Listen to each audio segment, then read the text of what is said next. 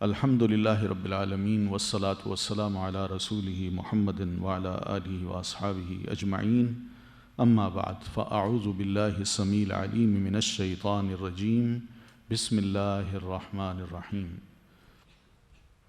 یسألونک ماذا ينفقون، وہ سوال کرتے ہیں آپ سے کیا کچھ وہ خرچ کریں۔ یہ اللہ تعالیٰ نے تعریف کی ہے مسلمانوں کی کہ جیسے بھی ان کی مالی حالت تھی، ہم اگر دیکھیں تو مدینہ میں صحابہ کرام کے پاس کوئی اتنی دولت نہیں ہے، لڑائی ابھی فرض ہوئی ہے، زیادہ سے زیادہ ایک آدھ لڑائی لڑی ہے، تو اس لڑائی سے کیا ہوا ہے؟ کوئی پیسہ تو نہیں آیا مسلمانوں کے پاس۔ لیکن جب اللہ تعالیٰ نے مومن کی صفت یہ بتائی ہے کہ وہ انفاق فی سبیل اللہ کرتا ہے، تو وہ بڑے خوش ہو کے سوال کرتے ہیں، یسألونک، آپ سے سوال کرتے ہیں لوگ، ماذا ينفقون، کہ کیا کچھ وہ خرچ کریں۔ یعنی ان کی مالی حالت اگرچہ بہت کمزور ہے، لیکن انفاق کا جو جذبہ ہے قرآنی آیات کو سن کے ان کے اندر ایسا بیدار ہوا ہے کہ اللہ کے رسول یہ آپ سے سوال کرنے لگ گئے ہیں کہ آپ بتائیے ہم کیا کچھ خرچ کریں، کیا کچھ خرچ کریں، یہ سوال تھا۔ تو کیا کچھ میں تو بہت کچھ آتا ہے، پیسہ بھی ہے، بہت سی چیزیں بھی ہیں، زمین بھی ہے، باغات بھی ہیں، ان کے پھل بھی ہیں، تو اس لیے انہوں نے ماذا ينفقون کے الفاظ استعمال کیے۔ تو اللہ فرماتے ہیں قل، کہہ دیجئے اللہ کے رسول، ان کو جواب دیجئے۔ صحابہ سوال کرتے تھے نبی علیہ السلام سے، اور اللہ کے رسول صلی اللہ علیہ وسلم ان سوالوں کا اگر جواب ہوتا تو دے دیتے، اور اگر نہ ہوتا تو وہی کا انتظار کرتے۔ ٹھیک ہے، ایک بات۔ دوسری بات یہ بھی یاد رکھیے، حدیث رسول جب ہم پڑھتے ہیں نا، اس میں مور دین 80% یہ صحابہ کے سوال ہیں، چھوٹے چھوٹے سوال ہیں، بڑے بڑے سوال نہیں ہوتے تھے جس سے اللہ نے منع کیا ہے۔ وہ سوال اس طرح بھی ہو سکتا ہے کہ آپ سے کچھ سوال کیا، نبی علیہ السلام نے جواب دے دیا، کسی اور نے کیا، دوسروں نے سن لیا، آپ نے خود دیکھا کچھ کر رہا ہے تو منع کر دیا، یہ بھی ایک سوال کا جواب ہے، اور اس کے بارے میں فرمایا یوں کرو۔ پھر صحابہ کرام نے جب ان احادیث کو سنا ہے تو ان کو یہ شوق نہیں تھا کہ وہ لوگوں کو کہیں آؤ آؤ ہم تمہیں حدیثیں سناتے ہیں، بلکہ لوگ آ کے سوال کرتے تھے صحابہ کرام سے کہ اس مسئلے کے بارے میں آپ کو پتہ ہے اللہ کے رسول نے کیا کیا؟ وہ کہتے تھے سمعت رسول اللہ صلی اللہ علیہ وسلم، میں نے اللہ کے رسول سے سنا آپ نے یہ ارشاد فرمایا، بس۔ تو یہاں بھی یسألونک ماذا ينفقون، بڑا اچھا سوال ہے، اللہ خوش ہوتا ہے، اس سوال کا ذکر بھی کر دیا۔ مناسب سوال ہو تو سوال جس سے کیا جاتا ہے وہ بھی خوش ہو جاتا ہے، اور غیر مناسب سوال ہو تو اس کا جواب نہیں دیتا وہ۔ تو یہاں جو سوال کیا ہے، اللہ جانتے ہیں کہ ان کے پاس جو کچھ بھی ہے یہ اب خرچ کرنا چاہتے ہیں، تو اللہ تعالیٰ نے یہ نہیں فرمایا کہ تم یہ چیز خرچ کرو، بلکہ یہ بتا دیا خرچ تو کرنا ہے، کرنا کہاں ہے وہ بتا دیا کہ یہاں خرچ کرو۔ تو قل، کہہ دیجئے، ما انفقتم من خیر، جو خرچ کرو تم مال میں سے، تمہارے پاس پیسہ ہے، چیزیں ہیں، اور گندم ہے، جو ہے، کوئی اناج پڑا ہے تمہارے پاس، کوئی زمین کا کوئی پھل ہے یا زمین کا کوئی ٹکڑا ہے، یہ چیزیں ایسی جو تم خرچ کرنا چاہتے ہو، جو بھی خرچ کرنا چاہتے ہو وہ کرو، ٹھیک ہے، لیکن کس کے لیے کرو؟ فَلِلْوَالِدَيْنِ، تو والدین کے لیے کرو، والدین کے لیے۔ سب سے پہلے والدین کا نمبر آتا ہے۔ قُلْ مَا أَنفَقْتُم مِّن خَيْرٍ، کہہ دیجئے جو خرچ کرو تم مال میں سے، فَلِلْوَالِدَيْنِ، تو والدین کے لیے، سب سے پہلے نمبر آتا ہے والدین کا، ٹھیک ہے، کہ والدین پر اپنا پیسہ خرچ کرے انسان، وہ زیادہ ڈیزرونگ ہیں، ان کا حق زیادہ بنتا ہے، اس لیے کہ وہی پالتے ہیں، وہی تعلیم دلواتے ہیں، وہی تربیت کرتے ہیں، وہی انسان کو جوان کرتے ہیں۔ اب وہ بڑھاپے میں ہیں، جوان بیٹا اب کما رہا ہے، تو وہ سب سے پہلے اپنی کمائی میں پیسہ جو ہے وہ اپنے والدین پہ لگائے۔ والدین کی جو ضرورت ہے وہ اپنے پیسوں سے پورا کر دے. تو والدین میں بھی یہ صاف بات کہی ہے دین نے، انت و مالک لابیک، تم اور تمہارا مال یہ تمہارے باپ کا ہے. تم اپنے والد کے سامنے یہ نہیں کہہ سکتے ابا یہ تو میرا مال ہے، یہ جملہ بھی نہیں کہہ سکتے. دوسرا مطلب ہے کہ والد اگر تمہارے مال میں سے کچھ لے تو تم حساب کتاب والد سے نہیں کر سکتے،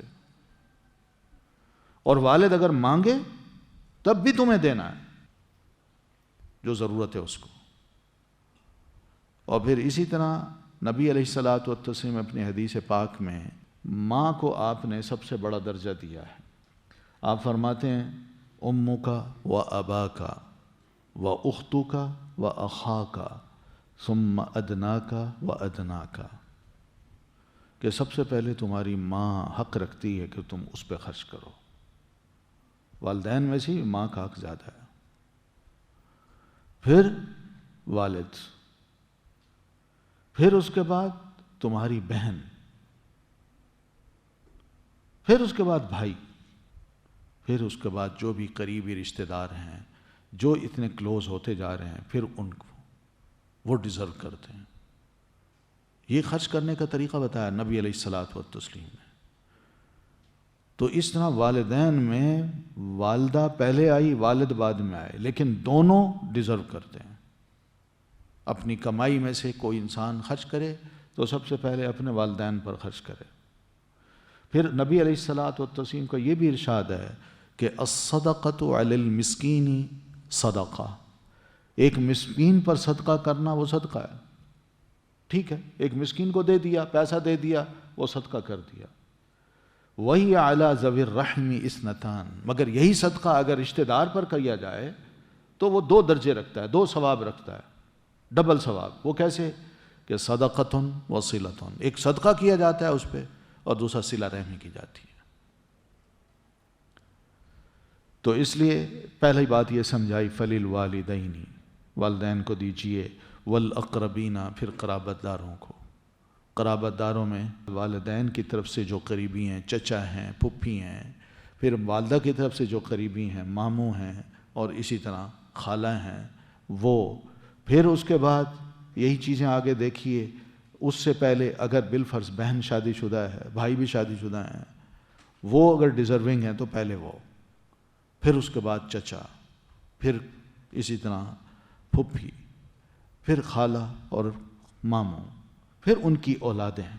یہ ادنا کا فادنا کا یہ ترتیب ہوگی. ایک ٹری بنا لیں نا، ٹری، تو اس سے پتہ چل جائے گا کہ قریب کون ہے، ان سے پہلے کون ہے. وہ جو پہلے والے ہیں یہ سب سے زیادہ ڈیزرونگ ہیں، اگر یہ نہیں ہے تو پھر ان کے بعد والے، پھر ان کے بعد والے. والیتاما، اور یتیموں کو. یتیم کی جمع ہے یتاما. یتیم بھی ڈیزرو کرتے ہیں کہ ان پر بھی خرچ کیا جائے، ان کا بھی خیال رکھا جائے. یعنی یہ مسلمانوں کو خود خیال آئے، یعنی کہنے کی ضرورت ہی نہیں ہے یہ کہ بھئی فلاں یتیم ہے اس کا آپ خیال کریں.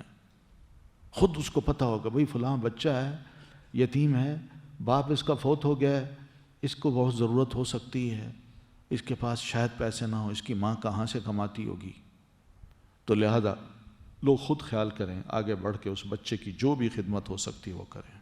والمساکین، اور مسکینوں کے لیے، وابن السبیل، اور مسافروں کے لیے ہے. تو یہ اس طرح ہم نے چلنا ہے، اپنے پیسوں کو اس طرح خرچ کرنا ہے. اپنے مال کو غریبوں کو اگر دینا ہے تو اس طریقے سے دینا ہے. پھر وما تفعلوا من خیر، اور جو بھی تم کرو گے نیکی میں سے، یعنی یہ تو ایک نیکی ہے نا، پیسہ دے دیا، صدقہ کر دیا، لیکن اس صدقہ کو دیتے وقت بھی ایک انداز ہوتا ہے. وہ انداز کیسا ہے؟ اللہ فرماتے ہیں اس موقع پر تم کسی قسم کی بھی کوئی بھلائی کرو گے، پیسہ دو یا دیتے وقت جو اخلاق اپناؤ، اور جو ضرورت مند ہے اس کو دیتے وقت اس کی خودی کو مجروح نہ کرو، اور دے دیا ہے تو بعد میں احسان نہ جتاؤ. تو اسی طرح کی کوئی بھلائی بھی تم کرو گے فَإِنَّ اللَّهَ بِهِ عَلِيمٌ، تو بے شک اللہ اس کے بارے میں خوب جاننے والا ہے، اللہ کو پتہ چل جاتا ہے. کہ تم نے یہ نیکی کس دل سے کی؟ کیا اللہ کی محبت سے یا جس کو دے رہے اس سے نفرت سے؟ اب اس کو یوں سمجھیے، صدقہ کا لفظ صدق سے ہے. صدق اس کو کہتے ہیں سچائی کو، یعنی میں دل کی سچائی سے وہ خیرات یا صدقہ کر رہا ہوں. اور سچائی کس کے لیے ہو؟ اللہ کی لیے، اللہ کی محبت میں. اللہ کا حکم ہے، دکھاوا نہیں ہے، اور نہ ہی میں جس کو دے رہا ہوں میں اس پر کوئی احسان جتا رہا ہوں. انتہائی اخلاص سے میں اللہ کی راہ میں یہ صدقہ کر رہا ہوں. تو یہ وہ صدقہ ہے جس کو صحیح معنوں میں صدقہ کہا جاتا ہے، اور اس کو اللہ جان لیتا ہے. لیکن اگر میں صدقہ دیتے وقت اپنے دل میں جس کو میں دے رہا ہوں، اپنے دل میں اس کے بارے میں کوئی نفرت رکھوں یا کوئی برا خیال لاؤں، تو وہ پھر صدقہ ہوگا؟ وہ صدقہ نہیں ہوگا. تو اس لیے بڑا نازک معاملہ ہے. اس لیے اللہ فرماتے ہیں وَمَا تَفْعَلُوا مِنْ خَيْرٍ، جو کچھ بھی تم اس موقع پر نیکی کرو گے فَإِنَّ اللَّهَ بِهِ عَلِيمٌ، تو یقیناً اللہ تعالیٰ اسے خوب جاننے والا ہے. تو یہ بڑا نازک سا معاملہ ہے. چاہے صدقہ کرتے وقت نیکی کرو یا صدقے کے بعد کچھ کرو. والدین کے ساتھ کیا ہوتا ہے بعض اوقات ہمارے رویے کیسے ہوتے ہیں؟ بڑھاپے میں آ کے بچوں کے آگے ہاتھ پھیلاتے ہیں. یہ بڑی غلط بات ہے. والدین کو تو کہنے کی ضرورت ہی نہ ہو. مسلمان تو یہ سمجھے کہ میری ضرورت سے زیادہ والدین زیادہ اہم ہیں. تو والد کا والدہ کا جو مقام مرتبہ ہے وہ بہرحال دے دیا جائے تو ہمارے لڑائی جھگڑے نہ ہوں. آج کل ساری لڑائیاں اسی بنیاد پہ ہوتی ہیں، اور گھر بیچارے تقسیم ہو جاتے ہیں، رشتے کٹ جاتے ہیں، اور محروم ہو جاتی ہے اولاد کے والدین کی دعائیں ہم حاصل کر سکیں. اس لیے اللہ فرماتے ہیں وَمَا تَفْعَلُوا مِنْ خَيْرٍ، جو کچھ بھی تم اپنے والدین کے ساتھ یا رشتہ داروں کے ساتھ جو بھلائی بھی کرو گے، یتیموں، مسافروں اور مسکینوں کے ساتھ، یعلمہ اللہ فإن اللہ بہ علیم، تو اللہ اس کو خوب جان لے گا. تو یہ بڑا محتاط سا معاملہ ہے. یہ تعلقات ہیں، اور ان تعلقات کو بڑی خوشی سے نبھانا چاہیے. والدین کی دعائیں لینی چاہیے. ان کی دعاؤں سے پتہ نہیں کتنی برکتیں ہمیں مل جائیں، ہم سوچ ہی نہیں سکتے. کتب علیکم القتال، فرض کر دیا گیا ہے، لکھ دیا گیا ہے تم پر جنگ کرنا. وہو کرہ لکم، اور وہ ناپسندیدہ ہے تمہارے لیے. یہاں اللہ تعالیٰ نے جہاد کی فرضیت کی بات کی ہے کہ جہاد اب تم پر فرض کر دیا گیا ہے. اور جہاد کس سے لڑنا ہے؟ اسلام دشمنوں سے. اور اسلام دشمنوں میں جو بھی دشمنی پر اترتا ہے اور مسلمانوں کو دبانے کی کوشش کرتا ہے، تو اب کیا مسلمان اپنے ہاتھ باندھ لیں کہ جس طرح دشمن چاہے میرے ساتھ سلوک کرے؟ نہیں، اپنی جان بچانے کے لیے اور مسلمانوں کی جو اپنی عزت ہے، عصمت ہے، پھر علاقے ہیں، پھر حدود ہیں، ان سب کو بچانے کے لیے مسلمانوں کو لڑنا ہوگا. اللہ فرماتے ہیں کتب علیکم، تم پر فرض کر دیا گیا ہے القتال، لڑائی لڑنا. تو یہ کتب علیکم، کم سے مراد تم مسلمانوں پر. تو ایک ایک مسلمان پر اللہ تعالیٰ لڑائی لڑنا، جہاد لڑنا فرض کر رہا ہے. یہ چاہے بندہ میدان جنگ میں چلا جائے وہاں لڑے، یا گھر بیٹھ کے لڑے، لڑنا اس نے ضرور ہے. جو میدان جنگ میں جا سکتا ہے وہ وہاں جائے. جو گھر بیٹھ کے لڑنا چاہتا ہے، جو گھر بیٹھا ہے نہیں جانا چاہتا، اس پر بھی فرض ہے. وہ کیا کرے؟ وہ اپنی طرف سے مالی مدد کرے. یہ نہیں ہے کچھ لوگوں پر فرض نہیں. کتب علیکم القتال، جب بھی حکمران یا سپہ سالار یہ آواز اٹھائے کہ لوگوں جہاد کے لیے نکلو، تو سب کو نکلنا پڑے گا. فرض ہو جاتا ہے اس پر. اور پھر نبی علیہ الصلاۃ والتسلیم کا ارشاد بھی اس سلسلے میں یہ ہے کہ من مات ولم یغزو، جو بندہ مر جائے اور اپنی زندگی میں جہاد نہ کرے، وَلَمْ يُحْدِثْ نَفْسَهُ بِالْغَزْوِ، اور نہ ہی وہ اپنے دل سے جہاد کی کوئی بات کر سکا، یعنی اس کے دل میں بھی کبھی جہاد کا خیال نہیں آیا۔ ایک بندہ مر گیا ہے، اس نے کبھی زندگی میں جہاد نہیں کیا، جہاد کے موقع آئے مگر وہ پیچھے رہا۔ یا بندہ مر گیا، اس کی زندگی میں جہاد تو نہیں آیا لیکن جہاد کے بارے میں اس نے کبھی دل میں کبھی کوئی امنگ، کوئی تڑپ فیل ہی نہیں کی، تو آپ فرماتے ہیں مات میتتن جاہلیتن، یہ بندہ ایسی موت مرا جو جاہلیت کی موت ہوتی ہے۔ تو کتب علیکم القتال، اللہ فرماتے ہیں شروع میں کہ تم پر جہاد فرض کر دیا گیا ہے، جنگ کرنا فرض کر دیا گیا ہے، وَهُوَ كُرْهٌ لَكُمْ، اور وہ ناپسندیدہ ہے تمہارے لیے۔ بندہ سوچتا ہے یار لڑائی لڑی، میدان جنگ میں جاؤں گا کیا ہوگا، ادھر کاروبار رک جائے گا، ادھر بیوی ہے اس کو میں چھوڑ دوں گا، میرے چھوٹے چھوٹے بچے ہیں وہ بھی، پھر میدان جنگ میں گیا تو وہاں خدا نہ خواستہ میں زخمی ہو گیا، ٹانگ کٹ گئی، بازو کٹ گیا، زخمی ہو گیا، اور زخم ایسا پہنچے جو لا علاج ہو، مر جاؤں گا۔ پھر اسی طرح میدان جنگ میں گیا، وہاں لڑتے لڑتے مار دیا جاؤں، تو اللہ فرماتے ہیں میں نے تم پر جہاد فرض کیا اور وہ تمہیں ناپسندیدہ لگ رہا ہے۔ جو خوف پہلے سے ہی انسان کے دل میں بیٹھ جائے تو اس نے کیا قدم اٹھانا ہے۔ اس لیے اللہ تعالیٰ مزید فرماتے ہیں وَعَسَىٰ أَن تَكْرَهُوا شَيْئًا، اور ہو سکتا ہے کہ تم ناپسند کرو کسی چیز کو، وَهُوَ خَيْرٌ لَكُمْ، اور وہ بہتر ہو تمہارے لیے۔ یعنی ایسا ہوتا ہے کہ انسان جو ہیں وہ یہ سوچے یار اچھی چیز نہیں ہے، کیا جہاد لڑنا ہے، گھر بیٹھو۔ لیکن اگر تم جہاد پہ چلے جاؤ ہو سکتا ہے وہ تمہارے لیے بہتر ہو۔ اب تم محسوس کر رہے ہو کہ نہیں یار بڑی مشکل چیز ہے، ناپسندیدہ چیز ہے، مجھے اچھا نہیں لگتا میں جا کے جہاد کروں، یا کوئی دنیا کی اور چیز ہو سکتی ہے جس کو تم کہو کہ یہ اس وقت میرے لیے مناسب نہیں، میں نہیں لینا چاہتا، اس کام کو کروں، میں یہ امتحان پاس کروں اس کے لیے بڑی پڑھائی کرنی پڑے گی، بڑی مشکل ہوگی میرے لیے، اور پھر یہ کہ پہلے بھی 2 دفعہ فیل ہو چکا ہوں، پھر ٹرائی کروں، میں کیسے جا سکتا ہوں، کیسے پاس ہو سکتا ہوں۔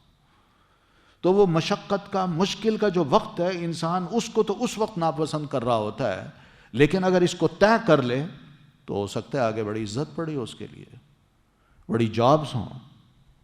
تو ہوتا ہے زندگی میں ایسا کہ انسان بعض اوقات بظاہر کچھ چیزوں کو دیکھ کے فیصلہ کرتا ہے نہیں یہ ٹھیک نہیں ہے، میرے لیے بڑا مشکل ہے، لیکن ایک بار اس فیز سے اپنے آپ کو گزار دے تو اللہ آگے کتنے اس کے لیے راستے کھول دیتا ہے۔ وَعَسَىٰ أَن تُحِبُّوا شَيْئًا وَهُوَ شَرٌّ لَكُمْ، اور یہ ہو سکتا ہے کہ تم پسند کرو کسی چیز کو اور وہ بری ہو تمہارے لیے، تم کہو نہیں یار میں نہیں دیتا امتحان، بس میں نے اپنا کاروبار ہی کرنا ہے، ایک دکان کھول لوں گا، بیٹھ جاؤں گا اس میں، مجھے کیا ضرورت ہے ڈاکٹر بننے کی، اس میں بڑی محنت کرنا پڑتی ہے، 3rd ایئر ہے 4th ایئر ہے، چھوڑ رہا ہوں، میں نہیں پڑھتا، کیا ملے گا ڈاکٹری سے، میں اپنا کاروبار کرتا ہوں، وہ کاروبار کا تجربہ نہیں ہے، نہ باپ کاروباری نہ خاندان کاروباری، میں کاروبار کرتا ہوں، پیسہ ہے تو بہت کچھ ہے۔ تو بندہ یہ فیصلے تو کر لیتا ہے، وہ مشقت کی جو تکلیف کا وقت ہوتا ہے وہ اس کے لیے بڑی مشکل بن جاتی ہے کہ میں اس کو کیسے طے کروں، وہ کہتا ہے میں چھوڑتا ہوں، اور اس کو یہ بظاہر بڑا اچھا لگتا ہے، لیکن بعد میں وہ چیز شر بن جاتی ہے اس کے لیے، وہ عزت نہیں رہتی، جو عزت ملنا تھی ایک محنت کے بعد وہ عزت نہیں ملتی اس کو۔ آرام پسند، سہل پسند انسان بن جائے تو یہ کچھ ہوتا ہے پھر۔ تو یہاں بھی یہی چیز ہے کہ انسان یہ سوچتا ہے میرا گھر ہے، میرے بیوی ہے، میرے بچے ہیں، میرا خاندان ہے، میرا کاروبار ہے، میری جائیداد ہے، میں میدان جنگ میں گیا تو میں مارا نہ جاؤں، زخمی ہو جاؤں گا، تو وہ بندہ سمجھتا ہے بھائی نہ، اور جو چیز میرے پاس ہے یہ بڑی اچھی ہے، میں اسی میں بس اپنا وقت گزارنا چاہتا ہوں۔ تو اللہ فرماتے ہیں ہو سکتا ہے تم یہ تو کرو مگر بعد میں تمہارے لیے یہ چیز تمہارا شر بن جائے، ہوگا یہ کہ تم بزدل بن جاؤ گے، دشمن تیار ہو جائے گا، وہ تیار ہو کے تمہارے علاقے میں آئے گا، تمہیں نہ صرف مارے گا بلکہ تمہیں قید بھی بنا لے گا، تمہاری زمین جائیداد مال سب پہ قبضہ بھی کر لے گا، اور بیوی بچوں کو غلام بنا کے بھی لے جائے گا۔ اب بتاؤ کون سی چیز تمہارے لیے اچھی ہے؟ اس لیے اللہ فرماتے ہیں واللہ یعلم، اللہ جانتا ہے، وانتم لا تعلمون، اور تم نہیں جانتے۔ یہ نتائج اللہ پہ چھوڑو، تمہیں جو کہا جا رہا ہے تم اس کو سنو اور کہو اللہ ہم ماننے کو تیار ہیں، عمل کرنے کو تیار ہیں، ہم انشاءاللہ تیرے فرما بردار بنتے ہیں۔ لیکن اپنی طرف سے جب اندازے لگاؤ گے تو یہی کچھ ہوگا۔ اس لیے نتائج اللہ پہ چھوڑو، اپنی طرف سے جو محنت کر سکتے ہو، جو تکلیف برداشت کر سکتے ہو، جس تکلیف سے اپنے آپ کو گزار سکتے ہو گزار دو، کرو تو صحیح ہے کام۔ دیکھو اللہ تعالیٰ ہو سکتا ہے اس کے بعد اس تکلیف سے گزرنے کے بعد تمہارے لیے دنیا کے راستے کھول دے۔ اور یہی کچھ ہوا۔ صحابہ جو مدینہ میں تھوڑی سی تعداد میں تھے، آہستہ آہستہ بڑھتے بھی گئے، فتوحات بڑھتی گئیں، اور کیا کچھ مسلمانوں کو مل گیا۔ اس لیے بعض عقل مند لوگ بیٹھ کے فیصلے کرتے ہیں، بھئی کیا ہوگا، پھر کیا ہوگا، پھر کیا ہوگا، لہذا ناممکن ہے۔ پہلے پلاننگ ہونی چاہیے، پھر اس کے بعد یہ ہونا چاہیے، پھر اس کے بعد یہ ہونا چاہیے۔ وہ اپنی طرف سے سب کچھ کرتے ہیں، مگر جہاد کا معاملہ جو ہے نا وہ بالکل عجیب سا ہے۔ اس میں انسان کو اللہ پہ چھوڑنا چاہیے اپنے آپ کو، کہ بس یہ اللہ میری یہ خواہش ہے، میں لڑوں، تیرا حکم ہے، نتائج کل کو کیا ہوتے ہیں یہ میں تجھ پہ چھوڑتا ہوں۔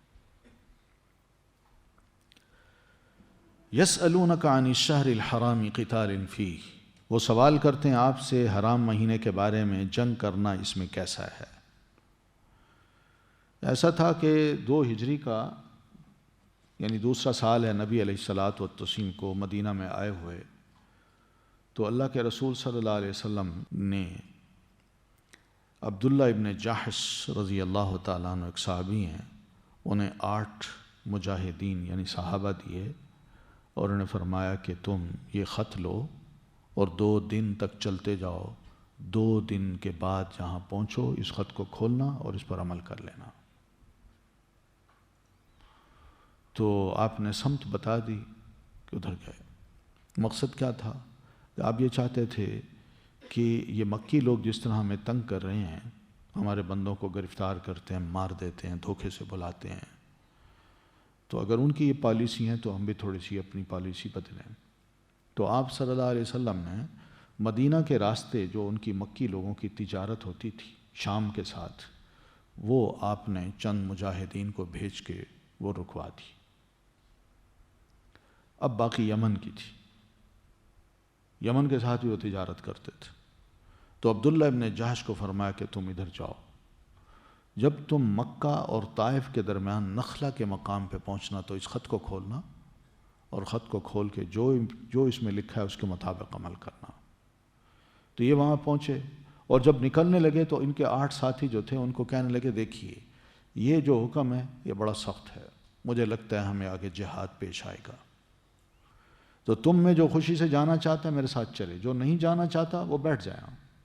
اس میں یاد رکھے کوئی پتہ نہیں ہم زندہ بھی واپس آتے ہیں کہ نہیں۔ تو یہ وہاں گئے نخلہ، وہاں جا کے ابھی بیٹھے ہی تھے تو ایک قافلہ آ رہا تھا مکی لوگوں کا، عمر بن حضرمی یہ اس قافلے میں تھا، اور بھی بہت سارے تھے۔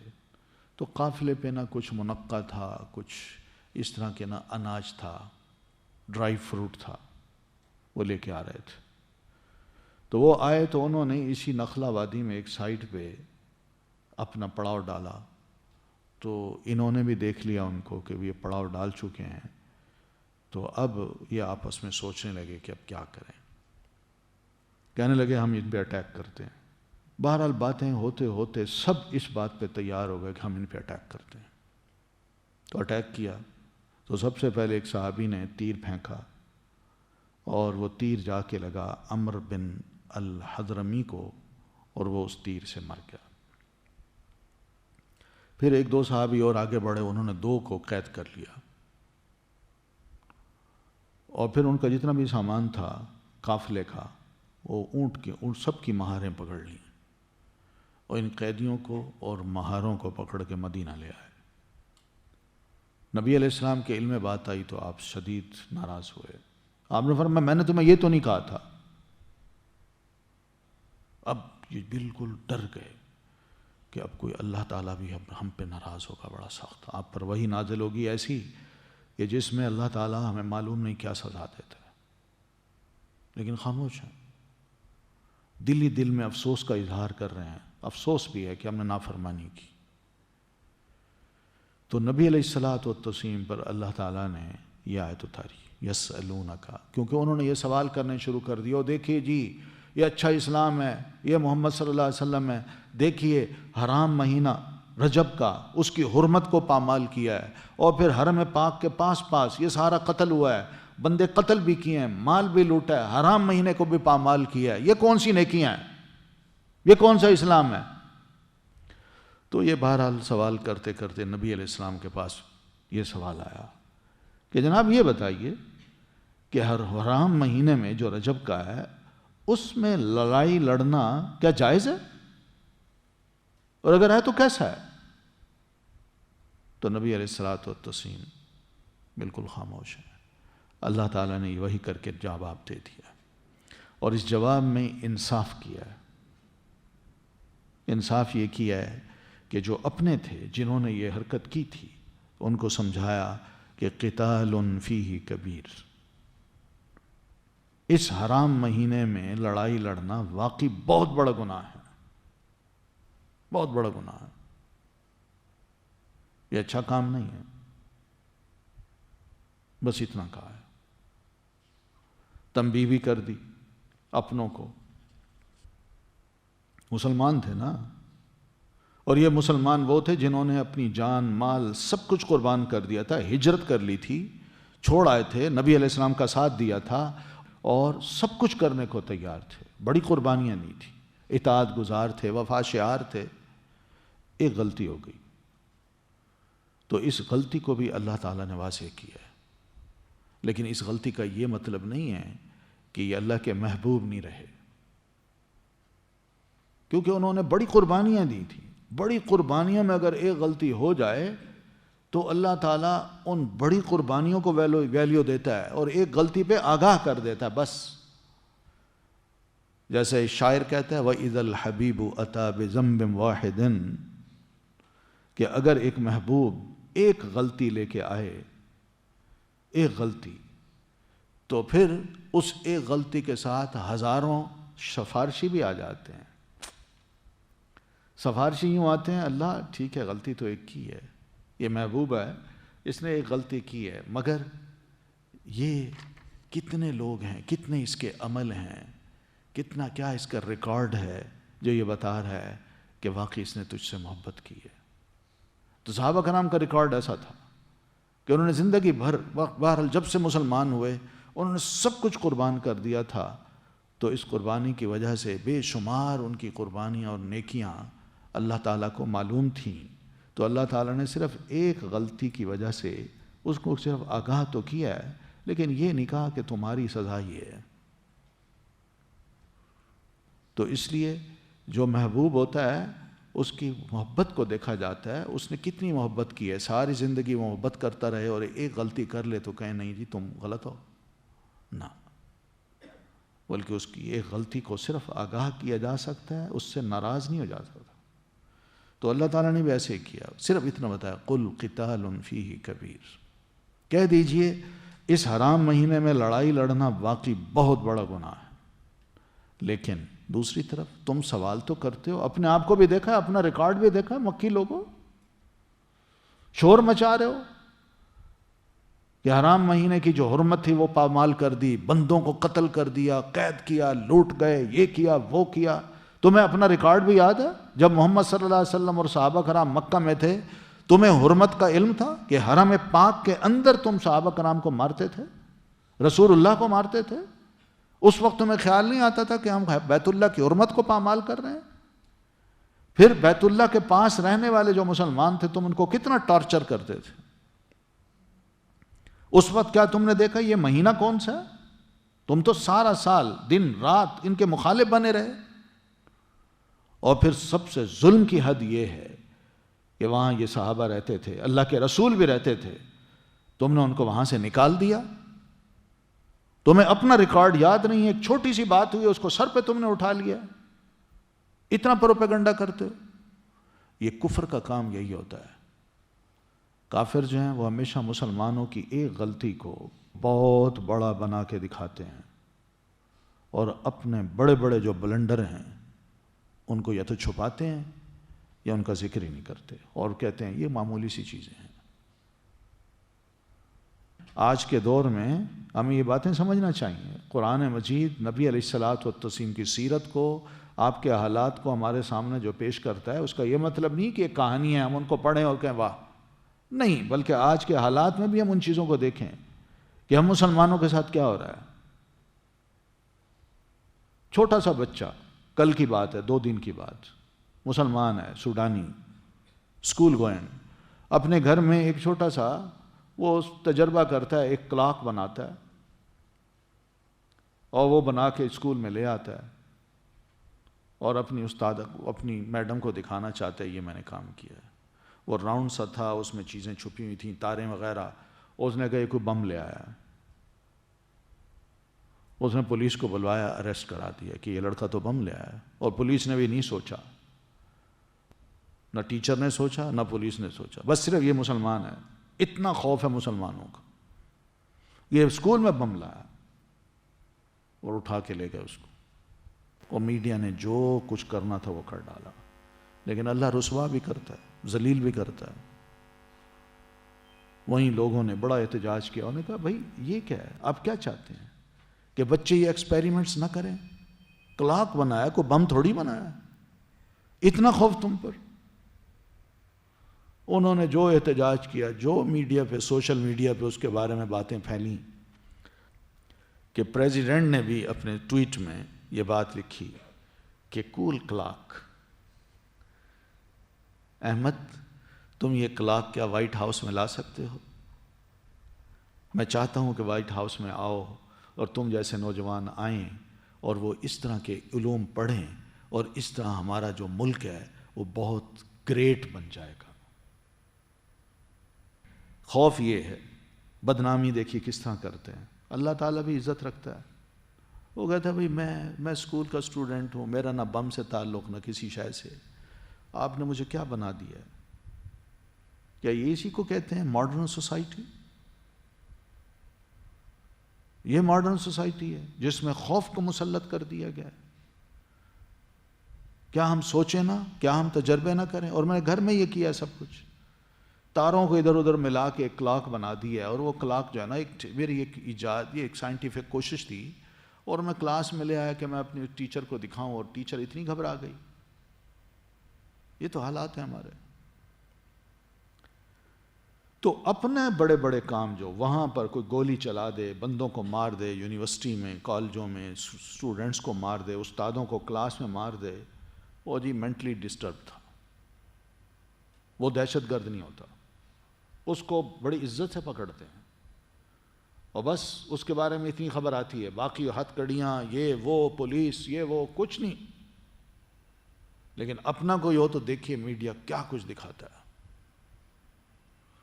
تو اللہ تعالیٰ نے ریکارڈ کھولا ہے کہ قل قتال فیہ کبیر، کہہ دیجئے ان کو کہ واقعی اس میں لڑنا بہت بڑا گناہ ہے، لیکن وصد عن سبیل اللہ، اور روکنا اللہ کے راستے سے، یعنی لوگوں کو تم مسلمان نہیں ہونے دیتے تھے، جو ہوئے ان کو جس طرح تم نے ٹارچر کیا مدینہ مکہ میں اور حرم پاک کے پاس، وَكُفْرٌ بِهِ، اور پھر رسول تمہارے پاس آیا، اسلام لے آیا، تم نے اس کا انکار کیا، والمسجد الحرام، اور مسجد حرام سے بھی مسلمانوں کو اور اللہ کے نبی کو روکا اور نہ دیکھا اس کی حرمت کو، نہ عزت کو، تم نے وہاں بھی ٹارچر کیا، وَإِخْرَاجُ أَهْلِهِ مِنْهُ، اور پھر مکہ کے رہنے والوں کو بھی وہاں سے تم نے نکال دیا۔ یہ سب کیا ہیں؟ یہ اکبر عند اللہ، اللہ کے ہاں یہ سب سے بڑے گناہ ہیں۔ تمہیں ایک گناہ نظر آتا ہے مسلمانوں کا، اس کو شتیر بنا کے پیش کر رہے ہو، اور اپنے جو بڑے بڑے بیم ہیں وہ تمہیں بالکل بال سے نظر آتے ہیں۔ وَالْفِتْنَةُ أَكْبَرُ مِنَ الْقَتْلِ، اور فتنہ زیادہ بڑا ہے قتل سے۔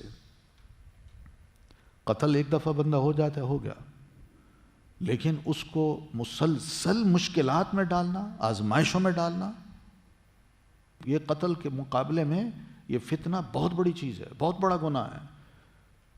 مسلمانوں نے تو تمہارے ایک بندے کو قتل کیا نا، بس قتل کر دیا، لیکن تم نے 13 سال مسلسل نبی علیہ الصلوۃ والتسلیم کو اور مسلمانوں کو ٹارچر میں رکھا، ماحول ایسا بنا دیا، مجبور کر دیا ان کو کہ یہاں سے نکل جائیں۔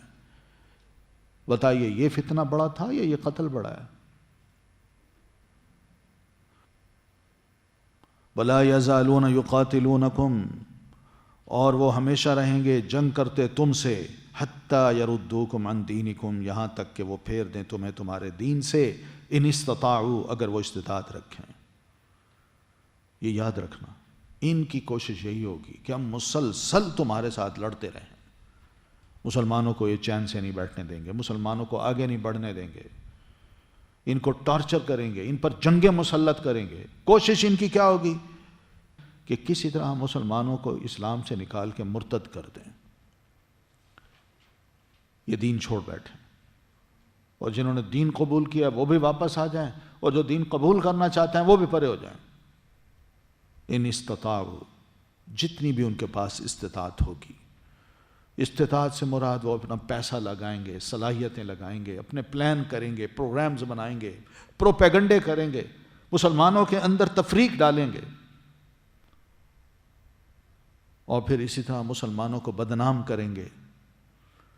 یہ سب ان کی کوششیں ہوں گی کہ کسی طرح لوگ جو ہے نا مسلمان نہ ہوں، اور جو مسلمان ہو چکا ہے وہ واپس پلٹ آئے۔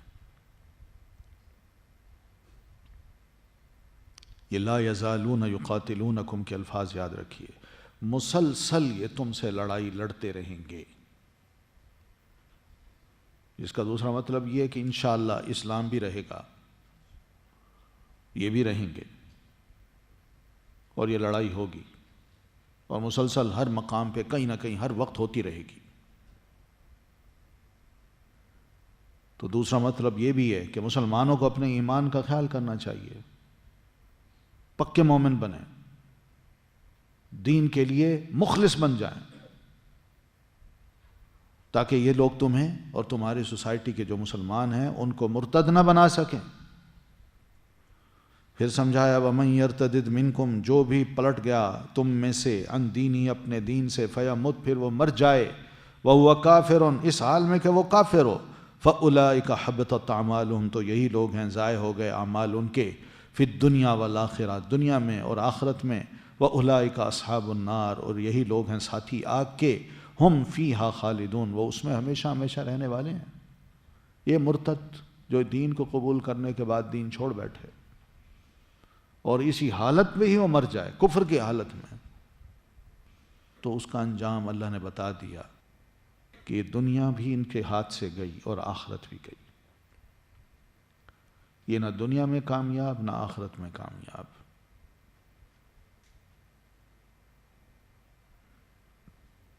بلکہ دوزخی، جس میں یہ ہمیشہ رہنا ہے اس نے۔ تو ارتداد کی سزا ہمارے ہاں دین میں یہی ہے کہ جو بندہ مرتد ہو جائے، دین کو چھوڑ جائے، اس کو کیا کہا جاتا ہے؟ غدار۔ یہ غدار ہے، غدار۔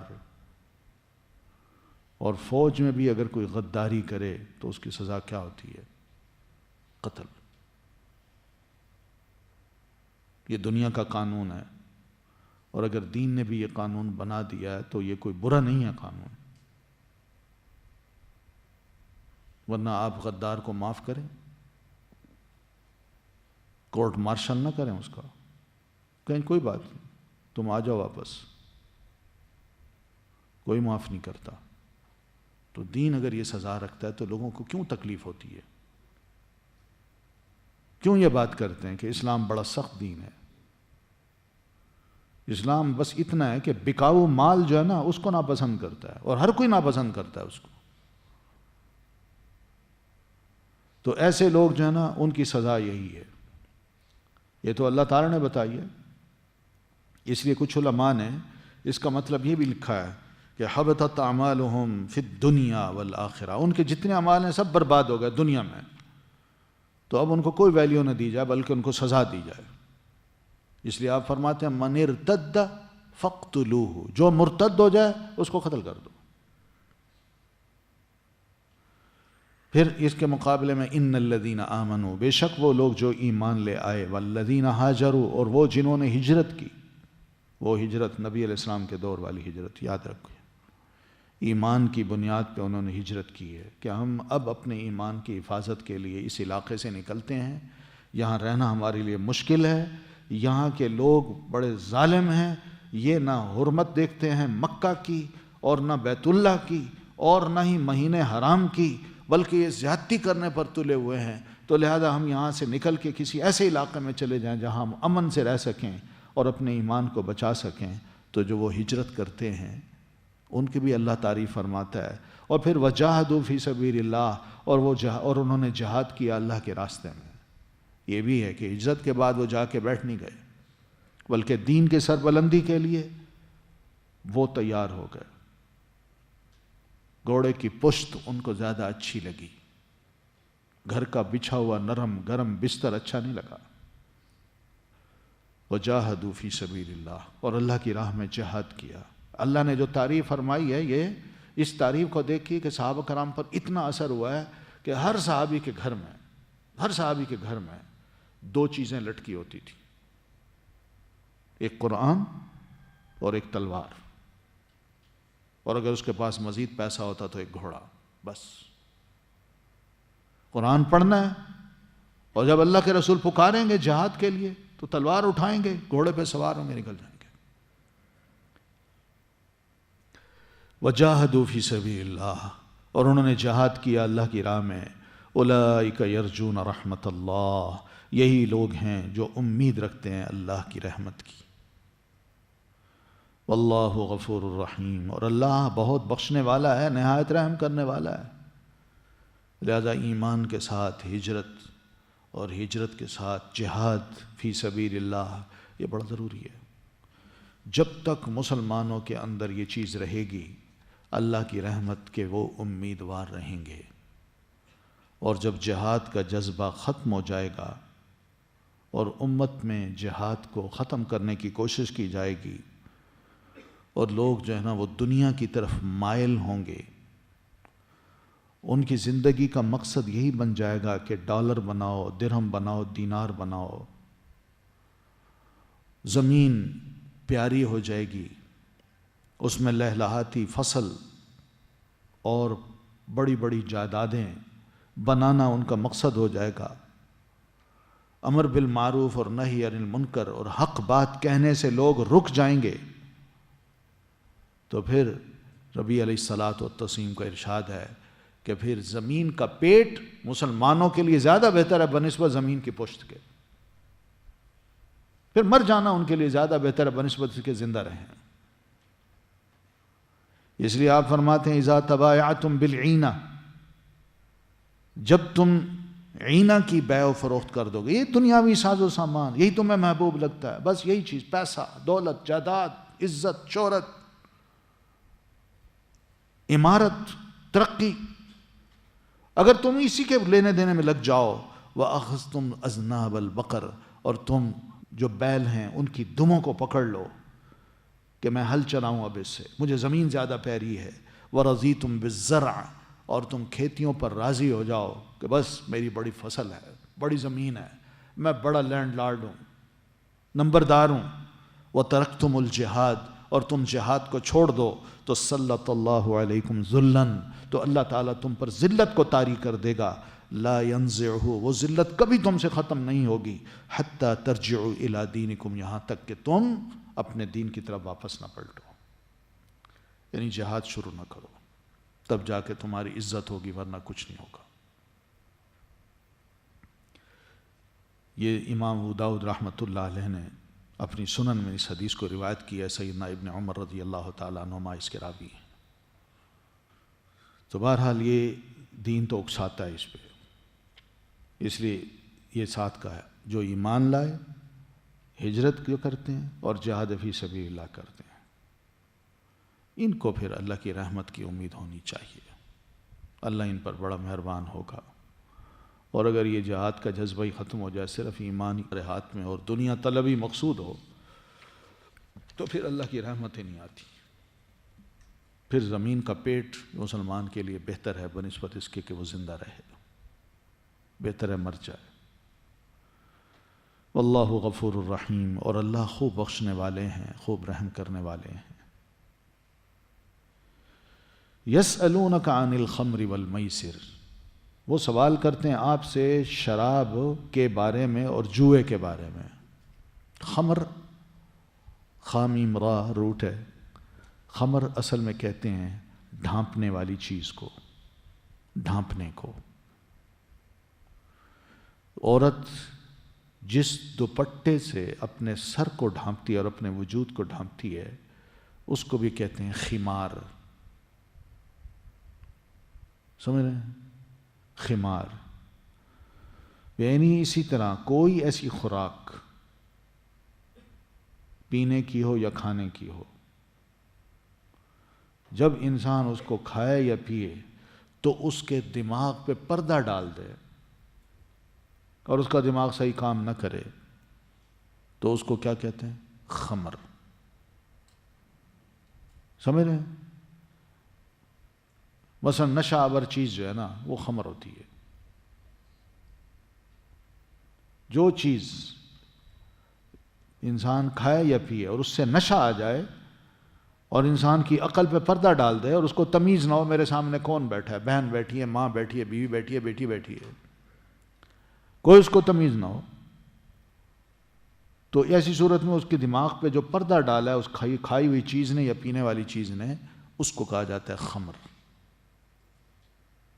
ٹھیک ہے؟ اس دور میں جو چیز انسانوں کے دماغ پہ پردہ ڈالتی تھی وہ شراب تھی،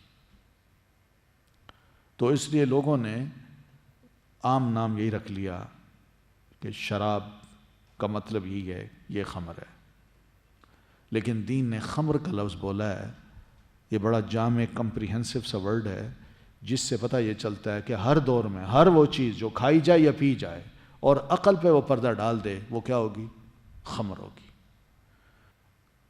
چرس ہے، ہیروئن ہے، گانجا ہے، اور اس طرح کیا کیا نام ہے، یہ سب اس کے لیے لوگ مرتے ہیں، کروڑوں روپے لگا دیں گے، کاروبار بھی ایسا ہے کہ کروڑوں روپے لگا دیں گے، نقصان ہوتا ہے ہو، اور جو اس کا رسیہ ہے اس نشے کا، اس کو ایک لمحے کے لیے نہ ملے تو اس کی حالت دیکھیے۔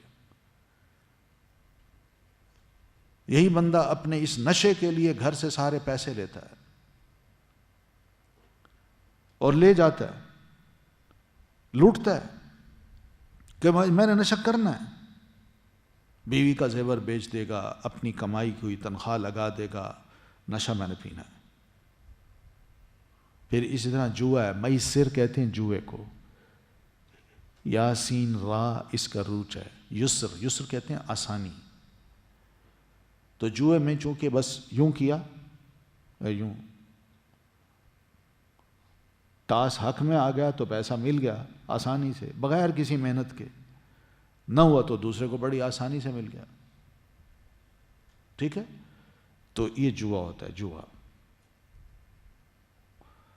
تو جوئے کے بارے میں بھی سوال کیا کہ بھی بتائیے اس کے بارے میں، ہمارے ہاں جوا بھی چلتا ہے، شراب بھی پی جاتی ہے، دین کیا کہتا ہے؟ اب جوئے کے نقصانات دیکھیں نا، اللہ تعالیٰ فرماتے ہیں قُلْ فِيهِمَا اسْمٌ کبیر، کہہ دیجئے ان دونوں میں بڑا گناہ ہے، یعنی ان سے گناہ کے کام ہوتے ہیں، اچھے کام نہیں ہوتے۔ ایک جواری جو ہے وہ بھی اپنے جوئے کے لیے ساری دولت گھر کی وہ لگا دے گا، حتیٰ کہ بیوی تک کو جوئے پہ لگا دیتے ہیں لوگ، اولاد تک کو لگا دیتے ہیں، مکان جائیداد سب لگا دی، ہار گئے، لیکن ہر وقت جو ہے وہ اس امید پہ کھیلتا ہے کہ کسی وقت تو ٹاس میرے حق میں آ جائے گا۔ ابھی پچھلے دنوں کو مہینہ نہیں ہوا، امریکہ میں ایک نوجوان نے اپنے باپ کو قتل کر دیا، کو مسلمان تھا، لڑکا بڑا نیک، نمازی، سب کچھ، اس نے اپنے باپ کو قتل کر دیا۔ وجہ کیا تھی؟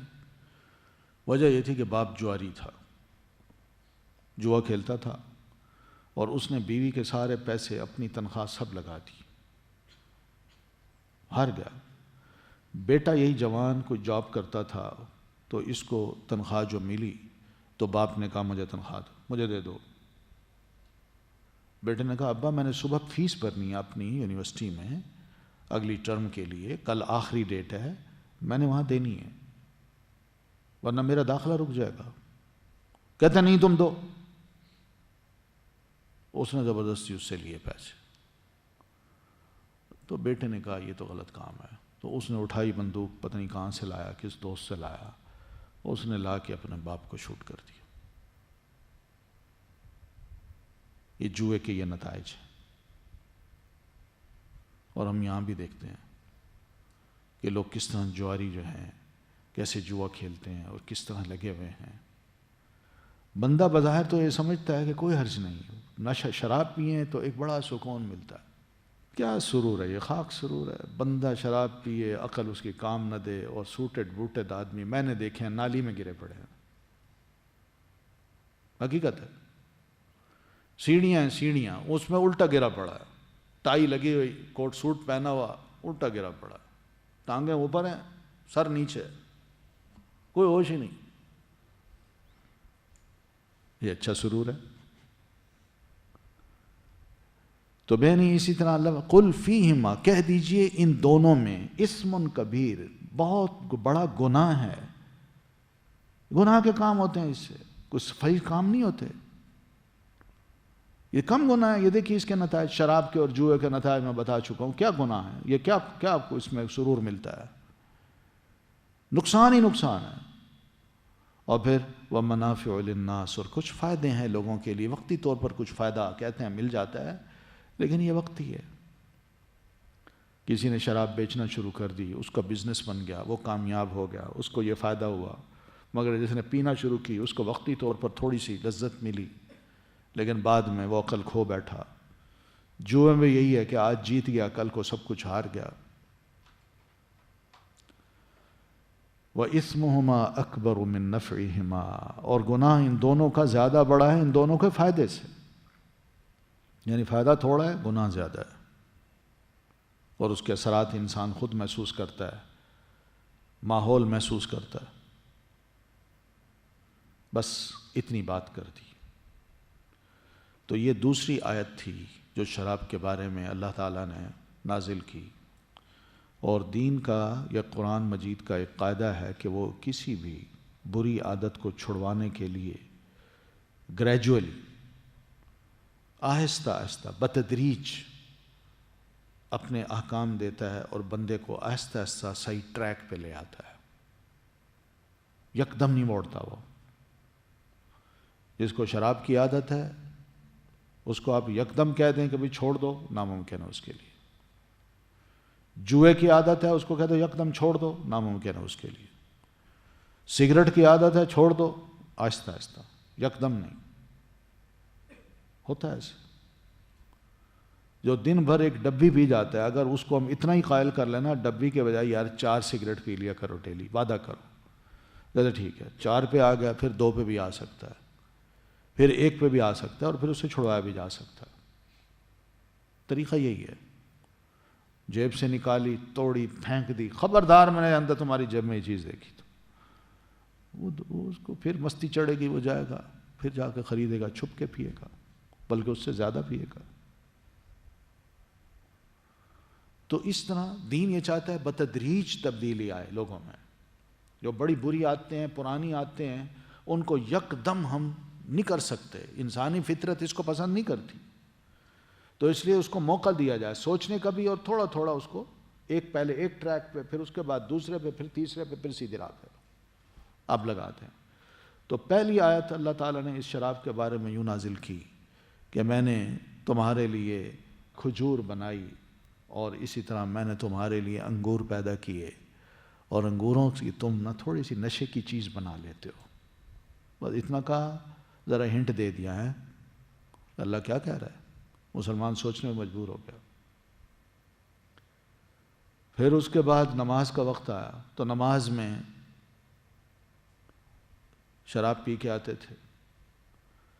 پھر یہ آیت اتری کہ بھئی شراب اور اس کے بارے میں بتائیں. پھر یہ سمجھایا. پھر اس کے بعد تیسری آیت اتری جس میں یہ سمجھایا کہ جب نماز پڑھنے لگو تو اس وقت تم نشے کی حالت میں نہ ہو.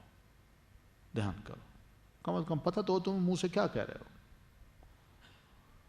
تو وہ مسلمان اب آہستہ آہستہ اس ٹریک پہ آ گئے کہ اچھا بھئی اب وقت پہ پینی ہے تاکہ نماز کے وقت ہم ہوش میں ہوں. اب وہ ہر وقت جو منہ کو لگی ہوتی تھی نا، وہ ختم ہو گئی. اور پھر ایک وقت آیا کہ خیال ہے یار یہ بری چیز ہے، دفع کرو اس کو، تو اللہ نے آیتیں اتار دیں اور کہا بس انما الخمر والمیسر والانصاب والازلام رجس من عمل الشیطان فاجتنبوہ، آخری حکم دیا، اور الحمدللہ سب مسلمان اس کو مان گئے۔ مٹکے پڑے تھے شراب کے بھرے ہوئے، وہ بھی توڑ دیے، گھونٹ پیا ہی نہیں، باز آ گئے۔ تو یہی طریقہ ہے دین کا، ٹھیک ہے۔ وَيَسْأَلُونَكَ مَاذَا يُنْفِقُونَ، اور لوگ پوچھتے ہیں آپ سے کیا کچھ وہ خرچ کریں، قل کہہ دیجئے العفو زائد الضرورت، ضرورت سے زیادہ جو چیزیں ہیں ان کو گھر میں کیوں رکھا ہے، وہ دے دو۔ یعنی مثال کے طور پر میرے پاس اس مہینے کا یا 2 مہینے کا یا اپنے بچوں کے لیے میرے پاس جائیداد ہے، میں نے ان کے لیے تھوڑا سا سیو کر رکھا ہے، اور باقی گھر میں الحمدللہ فراوانی ہے، تو میں نے کیا خرچ کرنا ہے، یہی چیزیں جو گھر کے اندر ضرورت سے زائد ہیں وہ میں دے دوں، یہ بھی خرچ کر دینے چاہیے، اور الحمدللہ اس کے کرنے سے بڑا فائدہ ہوتا ہے۔ یاد رکھیے ہماری عادتیں ہیں کہ ہم سوٹ پہ سوٹ بنائے جاتے ہیں اور گھر میں وہ سوٹ لٹکے ہوئے ہیں، 1 نہیں 2 نہیں 20 سوٹ ہوتے ہیں، سردیوں کے الگ گرمیوں کے الگ، اور پھر گرمیوں کا جب موسم آتا ہے پچھلی گرمیوں کے کپڑے کہتے ہیں یہ اب کام کے نہیں ہیں، اس وقت نیا کپڑا آیا تو وہ بنواتے ہیں، جب وہ بنوایا تو پچھلا بھی گھر میں کھڑا ہے، اور نہیں بھی نکال دیجئے، یہ ضرورت سے زائد ہے باپ کا، کپڑے نکال دیں، جوتے ہیں وہ نکال دیں، برتن ہیں وہ نکال دیں، گھر کے اندر فرنیچر ہے وہ نکال دیں، دے دیں۔ ضرورت مند ہیں بہت سے لوگ جن کے گھر میں کچھ بھی نہیں ہے، یہ جذبہ ہونا چاہیے کہ گھر کے اندر ضرورت سے زائد چیز کیوں پڑی ہے، گناہ ہو رہا ہے اس کا، کوئی استعمال کر لے گا ضرورت مند، اس کو ثواب مل جائے گا، اللہ اور بھی دے دیتا ہے، بندہ دے، اور اللہ تعالیٰ کا وعدہ ہے انفق ینفق علیک، تم میری راہ میں خرچ کرو تم پر بھی خرچ کیا جائے گا، یہ اللہ کا وعدہ ہے۔ اگر ہم اسی سوچ کو ہی اپنا لیں نا تو یقین مانیں بہت سے غریبوں کا بھلا بھی ہو سکتا ہے، اور ہمیں ثواب بھی مل سکتا ہے، اور گھروں میں بڑی برکت بھی آ سکتی ہے، کہ گھر میں جو ضرورت سے زائد چیزیں پڑی ہیں وہ ہم نکالتے ہیں، ورنہ صندوقوں میں بند کر کے رکھنا، سٹور میں ان کو ڈال دینا، اور سال بسال ساری عمر ان کو کھولنے کا نہ موقع ملتا ہے نہ دیکھنے کا موقع ملتا ہے، مٹی پڑی رہتی ہے، چیز ضائع ہو جاتی ہے، گناہ گار الگ ہوتے ہیں، اور پھر جو غریب کو فائدہ پہنچانا ہوتا ہے اس کو ثواب مل سکتا ہے، وہ اس سے بھی محروم ہو جاتے ہیں۔ اس لیے یہ چیزیں بڑی باریک سی ہیں، گھر میں یہ چیزیں نوٹ کرنی چاہیے، اور خاموشی سے والدین سے پوچھ کے ان کی اجازت سے، یا اپنی جو خیر نیکی ہے وہ اپنی جو چیزیں ہیں وہ تو کم از کم نکال دینا، دے دیں، ضرورت مند بہت ہوتے ہیں، بندہ ان کو دے دے۔ تو قل العفو، عفو کہتے ہیں ضرورت سے زائد چیز جو گھر میں بچی ہوئی ہے۔ کذالک، اسی طرح، یبین اللہ لکم، کھول کھول کے بیان کرتا ہے اللہ تمہارے لیے، الآیات، آیات کو، لعلکم تتفکرون، تاکہ تم غور و فکر کرو، فی الدنیا، دنیا میں، والآخرتی، اور آخرت میں۔ دنیا میں سے مراد دنیا کے بارے میں اور آخرت کے بارے میں بھی سوچو، یہ اللہ نے چیزیں دی ہیں، جب کچھ نہیں تھا تو اللہ نے دیا تھا نا، اور اگر میں اللہ تعالیٰ کی راہ میں دے دوں تو کیا اللہ دوبارہ نہیں دے گا؟ پہلے میرا کون سا کمال ہے جو اللہ تعالیٰ نے، جو میں نے ایسی کما لیا سب کچھ؟ اس لیے اپنی دنیا کے بارے میں بھی سوچا کرو کہ دنیا کو زیادہ عزیز نہ بناؤ، اللہ کی راہ میں بھی دے دیا کرو، اور پھر آخرت کے بارے میں بھی سوچا کرو کہ کوئی بات نہیں، دنیا میں مجھے کچھ نہ کچھ نیکیاں تو کرنی ہے نا، بہرحال آخرت کے لیے تو میں کچھ سٹور کروں۔ تو یہ خیرات، یہ گھر کے، یہ انفاق اور ضرورت سے زائد چیزیں گھر سے نکال کے غریبوں میں بانٹ دینا، ضرورت مندوں کو دے دینا، یہ آخرت کے لیے بھی ایک اچھا کچھ انسان جمع کر لیتا ہے۔ سچی بات ہے، اگر اس پہ بھی ہم عمل کر لینا تو بہت سے غریبوں کا بھلا ہو جائے۔ بہت سی بچیاں ہیں جو گھروں میں بیٹھی ہیں، لنڈے کا مال لوگ لیتے ہیں کہ نہیں؟ تو اپنا جو ہم دیں گے تو کیوں نہیں لیں گے؟ ذرا ایک اچھے طریقے سے اس کو پیک کریں، اچھے طریقے سے اس کو صاف ستھرا بنا کے دے دیں، لوگ شکر کریں، الحمدللہ، اللہ آپ کو جزائے خیر دے۔ طریقہ یہی ہونا چاہیے۔ بڑے مسائل ہماری سوسائٹی کے حل ہو سکتے ہیں، غریبوں کی ضرورت پوری ہو جاتی ہے. اور پھر بندے کو خود بھی پتہ چلتا ہے یار یہ گھر میں چیزیں پڑی یہ کیا ہے. اب پورا اتنا بڑا گھر ہے, رہنے والے 2-3 لوگ ہیں, 2-3 لوگ, بوڑھے ماں باپ ہیں, ایک بچہ ہے یا ایک بچی ہے جو گھر میں رہتی ہے, اور فرنیچر ہے تو بھرا پڑا ہے, ڈائننگ ہال ہے وہ دیکھیں, اور پھر سٹنگ روم دیکھیں وہ الگ, پھر اس کے بعد اپنے رومز وہ الگ, کچن دیکھیں وہ الگ, کیا کچھ ہے, قالین بچھے ہوئے ہیں, عجیب و غریب کیفیت ہے ہماری, اور ہم سمجھتے ہیں یہ بڑی لائف ہے, بہترین لائف ہے. اور اگر یہی چیزیں جو ضرورت سے زائد ہیں اگر ہم اٹھا کے کسی غریب بچی کو بطور اس کی شادی اور یہ لے لو بیٹا دے دیں تو کیا ہوتا ہے؟ اس کے بڑے مسئلے حل ہو جائیں گے. تو اس طرح کی بہت سی چیزیں قابل غور ہوتی ہیں, سوچا جائے, انسان ضرور سوچے, ایک ایک شے پہ سوچے. کہ آپ برتن دیکھیں کیا برتن ہیں, چھریاں ہیں تو بے شمار قسم کی گھر میں آ گئی ہیں, اور چمچے ہیں تو وہ بے شمار, کانٹے ہیں تو وہ بے شمار, پتہ نہیں کیا برتن, کیا دیگچیاں, اور کیا کٹورے, کیا پیالیاں, یہ سب, جوتے, ہر سوٹ کے ساتھ جوتا. تو کیا عجیب و غریب قسم کی صورت بن گئی ہماری. یہ اسراف ہے, اسراف. اسراف تو اللہ ویسے ہی پسند نہیں کرتا, لیکن جو ضرورت سے زائد ہیں وہ تو کم از کم اللہ کی راہ میں دے دیں. تو بہرحال دنیا بھی بنانی ہے ہم نے, آخرت بھی بنانی ہے. دنیا یہ نہیں چاہتا اللہ ساری دنیا تم دے کے گھر کے باہر بیٹھ جاؤ, وہ یہ چاہتا ہے دو, ضرورت سے زائد دو, اللہ اور دے دے گا. وَيَسْأَلُونَكَ عَنِ الْيَتَامَى, اور سوال کرتی ہیں آپ سے یتیموں کے بارے میں, کہ یتیم گھروں میں رکھیں تو ان کے ساتھ کیا سلوک کریں. میں یتیم کا سرپرست بن گیا, میں اس کو گھر میں لایا, اب میں اس کے ساتھ کیسا رہوں. اب اس کے لیے 2 بڑی ہدایات دی ہیں. قُلْ إِصْلَاحٌ لَهُمْ خَيْرٌ, کہہ دیجئے ان کی بھلائی, اصلاح کرنا بہتر ہے. یعنی یتیم بچہ ہے, اس کو اپنا بیٹا سمجھ کے اس کی تربیت کیجیے, اس کو بہترین انسان بنانے کی کوشش کیجیے. سرپرستی لی ہے تو اس یتیم کی ساری ذمہ داری لیجیے, جس طرح اپنے بیٹے کے لیے ہوئی ہیں, کہ وہ وہی کھائے گا جو یہ بچہ کھائے گا. بیٹا میرا کھاتا ہے, میرا بیٹا جو پہنتا ہے یہ بھی پہنے گا, جس اسکول میں میرا بیٹا پڑھتا ہے یہ بھی وہاں جائے گا. جس طرح میں اپنے بچے سے بولتا ہوں اس سے بڑھ کر پیار اور محبت میں اس بچے کو دوں گا. یہ ہے اصلاح لہم خیر, وہ مستحق ہے. پھر دوسرا یہ کہ وَإِن تُخَالِطُوهُمْ فَإِخْوَانُكُمْ, اور اگر تم ملا لو انہیں تو وہ تمہارے بھائی ہیں. اس سے مراد یہ کہ اگر کوئی یتیم بچہ آیا ہے جس کے سرپرست کوئی بنا ہے, اور یتیم بچے کے پیسے ہیں, باپ بڑی بجادات کچھ پیسے چھوڑ گیا ہے, تو اب وہ پیسہ بھی اسی سرپرست کے پاس ہے جو گارڈین ہے, وہ اس یتیم بچے کی بھی دیکھ بھال کر رہا ہے اور اس کے پیسوں کا بھی پورا خیال کر رہا ہے. اور خیال میں یہاں تک کر رہا ہے کہ اپنی ہانڈی الگ بنا رہا ہے, اس کی ہانڈی الگ بنوا رہا ہے, کہ میں نہیں چاہتا میں اس کا کوئی پیسہ کھاؤں. لیکن اس میں تھوڑی سی دقت یہ ہوتی ہے گھر والوں کو کہ اپنی ہانڈی بنائیں اس کی بنائیں, یہ تو بڑا مشکل ہو جاتا ہے. تو اس موقع پہ کہا وَإِن تُخَالِطُوهُمْ, اگر تم ان کو اپنے ساتھ ملا لو, یعنی ان کا کھانا پینا اپنے ساتھ رکھو,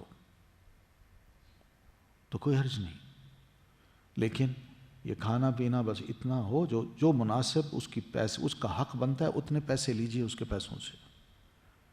یہ نہ ہو کہ 1 کلو گوشت ہی لے لیں اس کے نام پہ اور اس کو 2 بوٹیاں دیں, باقی گھر والے سارے کھا جائیں. تو جی یتیم کا پیسہ ہے, اس کی ہانڈی بنتی ہے, اس کے پیسوں سے ہم ہانڈی بناتے ہیں, تو کیا ہوا؟ نہ, بچنا چاہیے. اس کا کوئی پیسہ, کوئی شے ناجائز طریقے سے نہ کھانی ہے نہ اس کے بارے میں سوچنا ہے. اس کو اپنا دینی بھائی بن سمجھ کے اپنے گھر میں رکھنا ہے کہ کوئی بات نہیں, بچہ ہے ہمارے گھر میں رہے گا, ہمارا بھائی ہے مسلمان بھائی, تو کھانا کھاتا ہے اپنے طرف سے بندہ کھلا دے, کوئی بات نہیں. اور اگر واقعی اس کا پیسہ شامل کرنا ہے تو اتنا کرے جو اس پر لگتا ہے بس. واللہ یعلم المفسد من المصلح, اور اللہ جانتا ہے فساد کرنے والے کو اصلاح کرنے والے سے. یعنی اللہ تعالیٰ کو پتہ چل جاتا ہے کہ گھر میں یتیم لا کے کون اس کے مال کو بگاڑ رہا ہے اور کون اس کی شخصیت کو بھی بگاڑ رہا ہے، اور کون ہے جو یتیم کو گھر میں لا کے اس کے مال کی حفاظت بھی کرتا ہے اور اس کی صحیح تعلیم اور تربیت کا بندوبست بھی کرتا ہے. اللہ کو دونوں کو پتہ چل جاتا ہے. کوئی یہ نہ سمجھے کہ میں یتیم کو لا کے بڑا خیر خواہ انسان بن گیا ہوں، بلکہ اللہ تعالیٰ ایک ایک شے کو نوٹ کر رہا ہوتا ہے، رویوں کو، اس کے جذبوں کو، اس کی نیتوں کو، کہ وہ یتیم کے بارے میں کیا جذبے رکھتا ہے اور کیا نہیں رکھتا. کس نیت سے اس یتیم کا سرپرست بنایا، کہ کیا اس کے مال کو میں ہڑپ کر جاؤں، تھوڑا تھوڑا کھلاتا رہوں گا اور جب یہ بڑا ہو جائے گا تو اتنا بڑا بل بنا کے اس کو دے دوں گا کہ میں نے تم پر اتنے لاکھ روپے لگا دیے، تمہارے پاس تو کچھ نہیں، اب جاؤ، اب خود کماؤ، خود کھاؤ. تو یہ ہے مفسد. اور مصلح یہ ہے کہ وہ اس کی خیر خواہی کرے، نہیں اس کا پیسہ ہے میں نے ضائع نہیں ہونے دینا، یہ بچہ ہے بڑا ہو جائے گا، اس کی یہ جائیداد ہے، پیسہ ہے میں اس سے جائیداد لے لیتا ہوں، پیسہ پڑا رہا تو کم ہو جائے گا، بلکہ اس کے پیسوں سے میں زمین لے لوں یا کوئی مکان لے لوں، یہ کل کو بڑا ہوگا تو یہ مکان زمین کم از کم اس کا مالک تو ہوگا نا.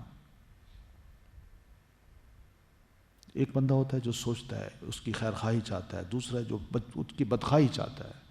اللہ فرماتے ہیں میں دونوں کو جان لیتا ہوں.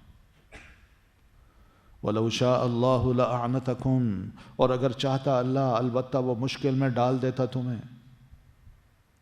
یعنی یہ رعایتیں نہ دیتا، بلکہ یہ کہتا بس یتیم کو لے جاؤ اپنے گھر میں رکھو، اپنی جیب سے اس کو کھلاؤ، اس کے پیسے پہ تمہاری نظر ہی نہیں ہونی چاہیے، نہ اس کا پیسہ اس پر خرچ ہوگا. جب بالغ ہوگا تو ساری یہ جائیداد اپنی لے جائے گا، تم ذمہ دار ہو، تم اس کو کھلاؤ.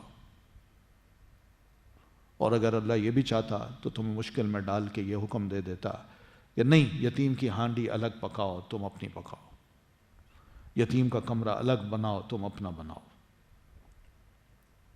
وہ اس میں رہے گا تم اس میں رہو گے. کئی مشکل مسائل بتا دیتا اللہ تعالیٰ، لیکن اللہ تعالیٰ نے رعایت کی ہے، مہربانی کی ہے. ان اللہ عزیز حکیم، یقیناً اللہ تعالیٰ بہت زبردست ہے، خوب حکمت والا ہے. اللہ جو حکم دیتا ہے وہ اپنی اون پہ دیتا ہے، اپنی ذمہ داری پہ دیتا ہے، اور اس کو پتہ ہے کہ اس کے کیا نتائج نکلیں گے.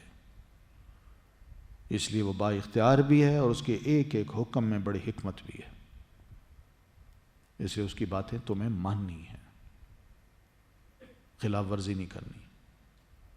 وَلَا تَنْكِحُوا الْمُشْرِكَاتِ، اور نہ تم نکاح کرو مشرکہ عورتوں سے. اب یہاں نکاح کی بات ہو رہی ہے کہ انسان ایک ایسے ماحول میں رہے جیسا کہ صحابہ کرام کا ماحول بن گیا کہ وہ مسلمان بھی ہوئے مگر ان کے رشتہ دار، دوسرے دوست سب مشرک ہی ہیں، وہ مسلمان نہیں ہیں. پھر ان کے ساتھ رابطے بھی ہیں، تعلقات بھی ہیں، اٹھنا بیٹھنا بھی ہے.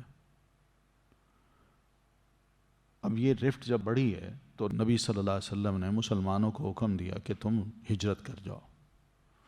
اب ہجرت کے بعد پھر یہ خیال آتا کہ ہماری بیویاں وہیں رہ گئیں، ہم ادھر آ گئے، اور وہ مسلمان نہیں ہوئیں، وہ مشرک تھیں اور ہم مسلمان ہو گئے. تو اس طرح کافی ڈسٹربنس تھی، مینٹلی بھی اور فزیکلی بھی. تو اس کو سیٹل کرنے کے لیے اللہ تعالیٰ نے ایک اصول بتایا. ایک تو یہ بتایا کہ تم مومن ہو نا، تو مومن ہونے کے بعد اب یہ دھیان کرو کسی مشرک عورت سے تم نے نکاح نہیں کرنا. کیوں؟ مشرک عورت کا نقصان یہ ہوگا کہ وہ عورت اپنے بچوں کو وہی شرک کی فیڈ کرے گی، یہ نقصان ہوگا. پھر ماں کے دودھ کا اثر بھی بچوں پر پڑتا ہے. بچے اٹھتے بیٹھتے باپ کی عدم موجودگی میں ماں سے ہی سیکھتے ہیں. تو اس لیے مومنوں کو منع کر دیا کہ وہ کسی مشرک عورت سے اب نکاح نہ کریں. جو ہیں وہ نکاح میں جو ہیں ان کو دعوت دے دیں کہ تم مسلمان ہو جاؤ، اور اگر ہوتی ہے تو ٹھیک، نہیں تو اس کو فارغ کر دو. اور آئندہ کے لیے یہ دھیان کرنا ہے کہ کسی مشرک عورت سے نکاح نہیں کرنا. یہ مشرک کون ہے؟ یہ بت پرست عورت، غیر اللہ کی پوجا پاٹ کرنے والی. یہ اہل کتاب نہیں ہیں. جو یہودی ہیں اور عیسائی ہیں یہ اہل کتاب ہیں. قرآن مجید نے ان کو مشرک نہیں کہا. اگر ان میں بھی اہل کتاب میں بھی اگر کوئی مشرک ہے تو اس سے بھی باز رہنا چاہیے، کیونکہ اہل کتاب سے نکاح کی اجازت قرآن مجید دیتا ہے. لیکن سیدنا عمر رضی اللہ تعالیٰ عنہ اس کے مخالف تھے، کیونکہ جو اثرات دیکھے انہوں نے کہ ایک مومن غیر مسلم عورت سے جو یہودی ہے یا عیسائی ہے اس سے نکاح کرتا ہے تو اس کا اثر بہرحال فیملی میں ضرور پڑتا ہے. میاں بیوی کے نظریات کے درمیان بھی ایک بڑا فرق ہے، اور پھر ادھر بھی جوش ہے ادھر بھی جوش ہے، تو وہ فیملی ڈسٹرب رہے گی. پھر دوسری بات یہ کہ اگر ہم سیدنا عمر رضی اللہ تعالیٰ عنہ اپنے دور میں یہ فرمایا کرتے تھے کہ اگر ہم مسلمانوں کو اہل کتاب عورتوں سے شادیاں کرنے کی اجازت دے دیں تو ہماری اپنی جوان بچیاں کہاں جائیں گی؟ وہ کہتے ہیں اس صورت میں اجازت دوں گا اگر ہمارے ہاں جوان بچیاں نہ ہوں اور مسلمان مجبور ہو تو ٹھیک ہے، لیکن جب اپنی بیٹھی ہیں تو کیا ضرورت ہے؟ تو اس لیے وَلَا تَنْكِحُوا، اور نہ تم نکاح کرو المشرکات، مشرکہ عورتوں سے. اس سے ایک فقہی مسئلہ بھی سمجھ لیجئے. تم نکاح کرو، مسلمان مردوں کو کہا جا رہا ہے کہ نہ تم نکاح کرو. تو اس میں جو فقہی مسئلہ ہے وہ یہ ہے کہ ایک مرد جب نکاح کرتا ہے تو مرد از خود یعنی اپنا نکاح بغیر والدین کے، بغیر ولی کے وہ کر سکتا ہے، کیونکہ مرد خود ولی ہے. اس نے اپنے آپ کو بنانا ہے، اس نے اپنی فیملی کو دیکھنا ہے، فیوچر کو دیکھنا ہے، گھر بنانا ہے. تو اس کی جو چوائس ہے وہ مرد کو اللہ تعالیٰ نے دی ہے کہ تم کر سکتے ہو. تو مرد کے لیے ولی کا ہونا ضروری نہیں ہے، وہ خود کر سکتا ہے. اس لیے ہم یہ دیکھتے ہیں کہ بعض صحابہ کرام ہیں یا مسلمانوں کی بات کی جو تاریخ ہے اس میں یہ باتیں عام ملتی ہیں کہ جہاں کہیں جاتے تھے، اکیلے ہوتے تھے سفر میں، تو کہیں گئے وہاں سیٹل ہوئے، شادی کر لی. وہاں یہ انتظار نہیں ہو رہا جی میں اپنے ابا سے پوچھوں گا یا میرے بھائی آ جائیں، کوئی گواہ موجود ہو، نہیں، ٹھیک ہے شادی کر لی. پھر فرمایا وَلَأَمَّةٌ مُؤْمِنَةٌ خَيْرٌ مِّن مُشْرِكَةٍ، اور البتہ لونڈی مومنہ یہ بہتر ہے مشرکہ عورتوں سے، خواہ وہ تمہیں کتنی ہی اچھی لگیں. یعنی ایک مشرک عورت تمہیں کتنی خوبصورت لگے، کتنی اچھی لگے، کتنی واقعی خوبصورت ہو، تمہارا دل کہتا ہے میں اسی سے شادی کروں. اللہ فرماتا ہے اس مشرکہ عورت سے شادی نہ کرنا، اس کے مقابلے میں ایک غلام لونڈی ہو جو مسلمان ہو وہ زیادہ بہتر ہے. تم اس سے کر لو، اس سے نہ کرو، کیونکہ اس کا ایمان تمہارے کام آئے گا، تمہاری نسلوں کے کام آئے گا. اور اس کا شرک تمہیں بھی نقصان پہنچا سکتا ہے، اور تمہارے گھر میں بھی ہر وقت شرک ہوتا رہے. اور بچے جب اللہ دے تو اس میں بھی سارا، ان میں بھی آج شرک کی جو اثرات ہیں وہ چلے جائیں. تو بتائیے یہ وقتی ایک لذت تو ہے، لیکن بعد میں کیا ہوگا؟ انسان یہ تو دیکھتا ہے نا کہ میں کچھ کام ایسا کروں کہ میرے مرنے کے بعد ہی مجھے فائدہ دے. میں ساری محنت کرتا ہوں، کماتا ہوں، گھر بناتا ہوں، بچوں کے لیے بیوی بچوں کے لیے سب کچھ کر رہا ہوں، لیکن اس کے رزلٹ کیا ہوں گے وہ تو دیکھے. تو اس لیے خواہ مشرک عورت کتنی ہی خوبصورت کیوں نہ ہو، اس سے بہتر ہے کہ تم کسی لونڈی عورت مسلمان سے شادی کر لو. وہ مسلمان تو ہے نا کم از کم. وَلَا تُنْكِحُ الْمُشْرِكِينَ، اور نہ تم نکاح کر کے دو مشرک مردوں کو، حتیٰ یؤمنوا، یہاں تک کہ وہ ایمان لے آئیں. اب یہاں نکاح کر کے دو کا کیا مطلب ہے؟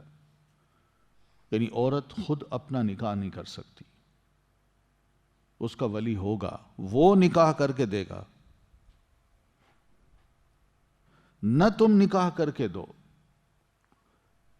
مشرک مردوں کو، یعنی اپنی عورتیں ان کے نکاح کر کے نہ دو ان کو، حتی یؤمنوا، یہاں تک کہ وہ ایمان لے آئیں، وہ اناؤنس کریں کہ جی ہم شرک چھوڑ رہے ہیں اور کلمہ شہادت پڑھ لیں، مومن بن جائیں، تب جا کے ان سے شادی ہو سکتی ہے، ورنہ بالکل نہیں کرنی شادی۔ یہ اصول ہے۔ اب اس پہ بعض لوگ تل ملاتے ہیں، وہ کہتے ہیں جی یہ کیا ہے، جی آپ لے تو لے رہے ہیں، دے کیوں نہیں رہے؟ آپ کتابی عورت سے شادی تو کر رہے ہیں، لیکن اہل کتاب کو اپنی بیٹیاں شادی کر کے نہیں دیتے، کیوں؟ تو اس کا جواب یہی ہے کہ ہم یہی سمجھتے ہیں کہ جو جنریشن ہے ہم نے اس کو قابو کرنا ہے، اپنی مسلمان جنریشن باقی رکھنی ہے۔ تو ایک عورت جب جائے گی، مسلمان عورت کسی مشرک یا کسی غیر مسلم کے ہاں، تو ظاہر ہے وہ نطفہ تو باپ کا ہوگا نا، تو اولاد تو باپ کی طرف منسوب ہوتی ہے نا۔ باپ اگر مومن ہے تو ٹھیک ہے، ہم اس کی اس چیز کو پسند کر لیتے ہیں، لیکن اگر باپ مشرک ہے یا غیر مسلم ہے تو یہ ٹھیک نہیں ہے ہمارے لیے، ہم اس کو اچھا نہیں سمجھتے۔ بس اتنی سی بات ہے، ہم نے اپنی جنریشن پر نظر رکھنی ہے۔ کوئی یہ نہیں رکھنا کہ تعلقات جو ہے نا وقتی طور پر رکھ لیے جائیں اور بعد میں جو اولاد ہے وہ خود بخود پیدا ہوتی رہے گی اور خود بخود پلتی رہے گی۔ یہ طریقہ ہمارا نہیں ہے۔ وَلَا عَبْدٌ مُؤْمِنٌ خَيْرٌ مِّن مُشْرِكٍ، اور البتہ ایک غلام مومن مرد بہتر ہے ایک مشرک مرد سے، چاہے وہ آزاد ہی کیوں نہ ہو۔ ایک فری مشرک، اس سے اپنی مسلمان بچی کی شادی کرنا وہ غلط ہے، بنسبت اس کے کہ کسی مسلمان غلام سے شادی کر دی جائے وہ زیادہ بہتر ہے۔ وَلَوْ أَعْجَبَكُمْ، خواہ وہ مشرک تمہیں کتنا ہی اچھا لگے۔ اب بعض اوقات یہ بھی ہوتا ہے، آپ دوسرے ملکوں میں جائیں تو وہاں لڑکیاں بعض اوقات کالج میں، یونیورسٹیز میں اپنے کسی فیلو کو بڑا پسند کر لیتی ہیں، اور لڑکی حجابی ہے، لڑکا جو ہے نا وہ کورین ہے مثال کے طور پر اور مشرک ہے، کہ وہ لڑکا کہتا ہے بھی میں تمہیں پروپوز کرتا ہوں، وہ کہتی ہے میں تو مسلمان ہوں، وہ کہتے ہیں میں مسلمان کیا ہوتے ہیں، ان کا یہ، وہ کہتا ہے ٹھیک ہے میں کلمہ پڑھ لیتا ہوں، تو وہ کلمہ پڑھتا ہے۔ کلمہ پڑھنے کے بعد اب کیا کیا جائے؟ شادی کر دی جائے؟ کر دینی چاہیے، کیونکہ حتی یؤمنو کی بات ہے نا، جب تک کہ وہ ایمان نہ لائیں، تو ایمان لائیں تو شادی کر دو، نہ لائیں تو چھوڑ دو۔ تو ایسے بہت سے نکاح ویسٹ میں ہو رہے ہیں۔ ہماری اپنی پاکستانی انڈین مسلمان بچیاں یونیورسٹیوں میں پڑھتی ہیں، تو وہاں ان کی تھوڑی سی اٹیچمنٹ ہو جاتی ہے لڑکے سے، اور لڑکا ہوتا ہے کوئی کوریا کا، کوئی چائنا کا، کوئی جاپان کا، کوئی کہاں کا، تو وہ خیر اس کو کنونس کرتی ہے کہ دیکھو میں مسلمان ہوں، اور یہ بڑی اچھی بات ہے اگر وہ کنونس کر لیتی ہے اس کو، تاکہ وہ اسی کے اخلاق سے، اسی کے اپنے سارا سال جو یونیورسٹی میں آئی، وہ جس طرح وہ حجاب میں رہی اور لڑکوں سے اوائڈ کرتی رہی، ہر ایک سے ملتی نہیں تھی، اور بالکل ہی اپنا ایک اس کا اپنا طریقہ تھا، تو جس کو لوگ پسند کرتے ہیں، غیر مسلم بھی پسند کرتے ہیں، لیکن پھر وہ جب یہ کہتے ہیں کہ ہم شادی کرنا چاہتے ہیں تو لڑکی ذرا تھوڑی سی اسٹرانگ ہو تو وہی کہہ دیتی ہے وہی اس صورت میں کر سکتے ہو جب کہ تم مسلمان ہو، اور پھر مسلمان ہونے کے لیے وہ پوچھتا ہے وہ کیا ہوتا ہے، پھر وہ آہستہ آہستہ اس کو اسلام کی باتیں سمجھاتی ہے کہ ہم اللہ کو مانتے ہیں، ایک اللہ کو، رسول کو مانتے ہیں، یہ کتاب ہے قرآن مجید، اور یہ ہمارے بیلیوز ہیں۔ میں یہ بات اس لیے کر رہا ہوں کہ کراچی کی ایک بچی تھی، وہاں پلی بڑی، وہاں یونیورسٹی میں پڑھ رہی تھی، تو اس کے پیرنٹس نے مجھے فون کیا کہ بھئی اس طرح ہماری بچی ہے اور وہ چاہتی ہے کہ میں نکاح کروں ایک ایسے لڑکے سے جو باہر کا ہے، دوسرے ملک کا ہے، اور لڑکا جانا وہ مسلمان ہونا چاہتا ہے، تو کیا آپ کلمہ پڑھا دیں؟ میں نے کہا لے آئیں۔ آیا، دیکھا، لڑکا بڑا ماشاءاللہ اسمارٹ خوبصورت لڑکا تھا اور اچھا تھا، تو بیٹھا بڑے اچھے طریقے سے، وہ ڈر گیا کہ بھئی یہ کوئی پریسٹ ہے مسلمانوں کا، تو پتہ نہیں اس کے کیا طریقے ہوتے ہیں، ان کے ہاں تو بڑے عجیب و غریب طریقے ہوتے ہیں، تو وہ آیا سامنے بیٹھا بڑے اچھے طریقے سے، خیر میں نے ہاتھ ملایا، میں نے بٹھایا، گپ شپ کی تھوڑی سی، اس کو ذرا اوپن کیا، تو خیر وہ ریلیکس ہوا۔ پھر اس کے بعد میں نے پوچھا اس سے کہ تم کیوں اسلام قبول کرنا چاہتے ہو؟ شادی کے لیے؟ کہتا نہیں۔ میں نے کہا پھر کیا چیزیں تمہیں، کیا خوبی نظر آئی ہے اس میں؟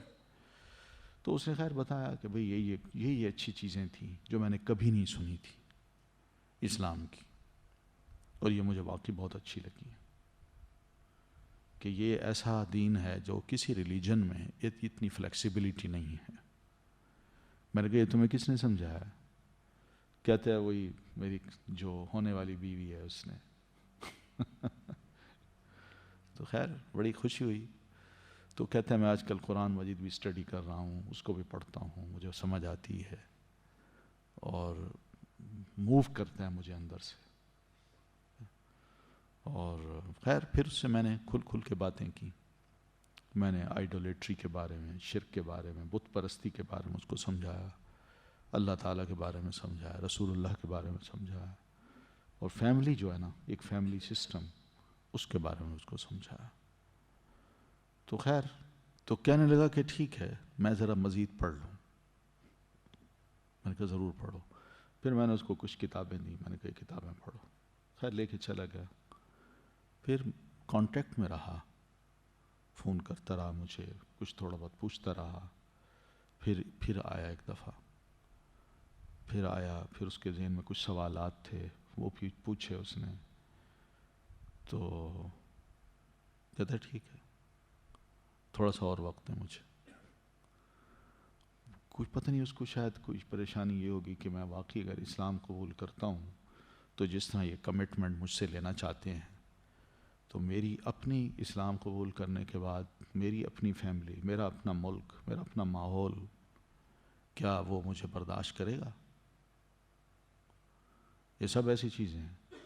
میں نے کہا تمہاری یہ اناؤنسمنٹ جو ہے نا پبلکلی ہوگی، تمہیں ہم جمعے کے خطبے کے بعد یہاں پبلک آتی ہے، تم آؤ کسی وقت جمعے کو اٹینڈ کرو اور اس دیکھو، اس میں تم نے کھڑے ہو کے کلمہ پڑھنا ہے، اور یہ بھی ہو سکتا ہے نیوز میں آ جائے اور تمہیں اپنا نام بھی بدلنا پڑے گا، تھوڑا سا جو بھی تمہارا نام ہے منہ بے شک رکھ لو لیکن شروع میں تھوڑا سا نام چینج کر دو۔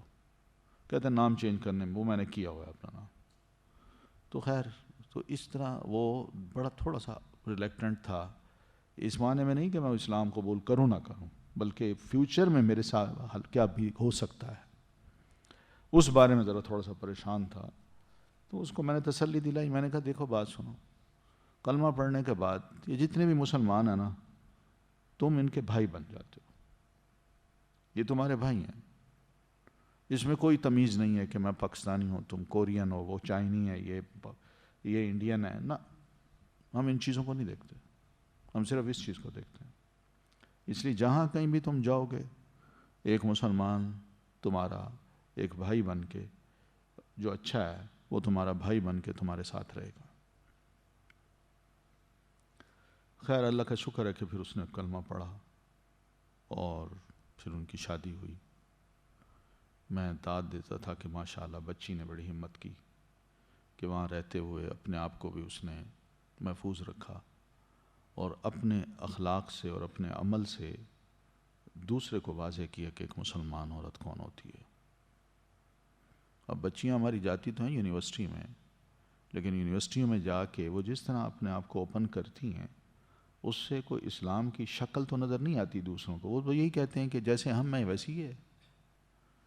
لیکن ایک وہ بچی جو حجابی ہو اور اپنے آپ کو ذرا ریزرو رکھتی ہو کہ غیر مردوں سے میں نے گفتگو کرنی ہے تو کیسے کرنی ہے، اپنے آپ کو کس طرح پیش کرنا ہے دوسروں کے سامنے، وہ دوسروں کو واقعی متاثر کرتا ہے۔ اور یہی وہ چیز تھی جو اس کے اثرات، وہ بڑا ذہین لڑکا تھا، انتہائی ذہین، وہاں غالباً کوئی اٹامک انرجی تھی اس میں وہ کام کرتا تھا،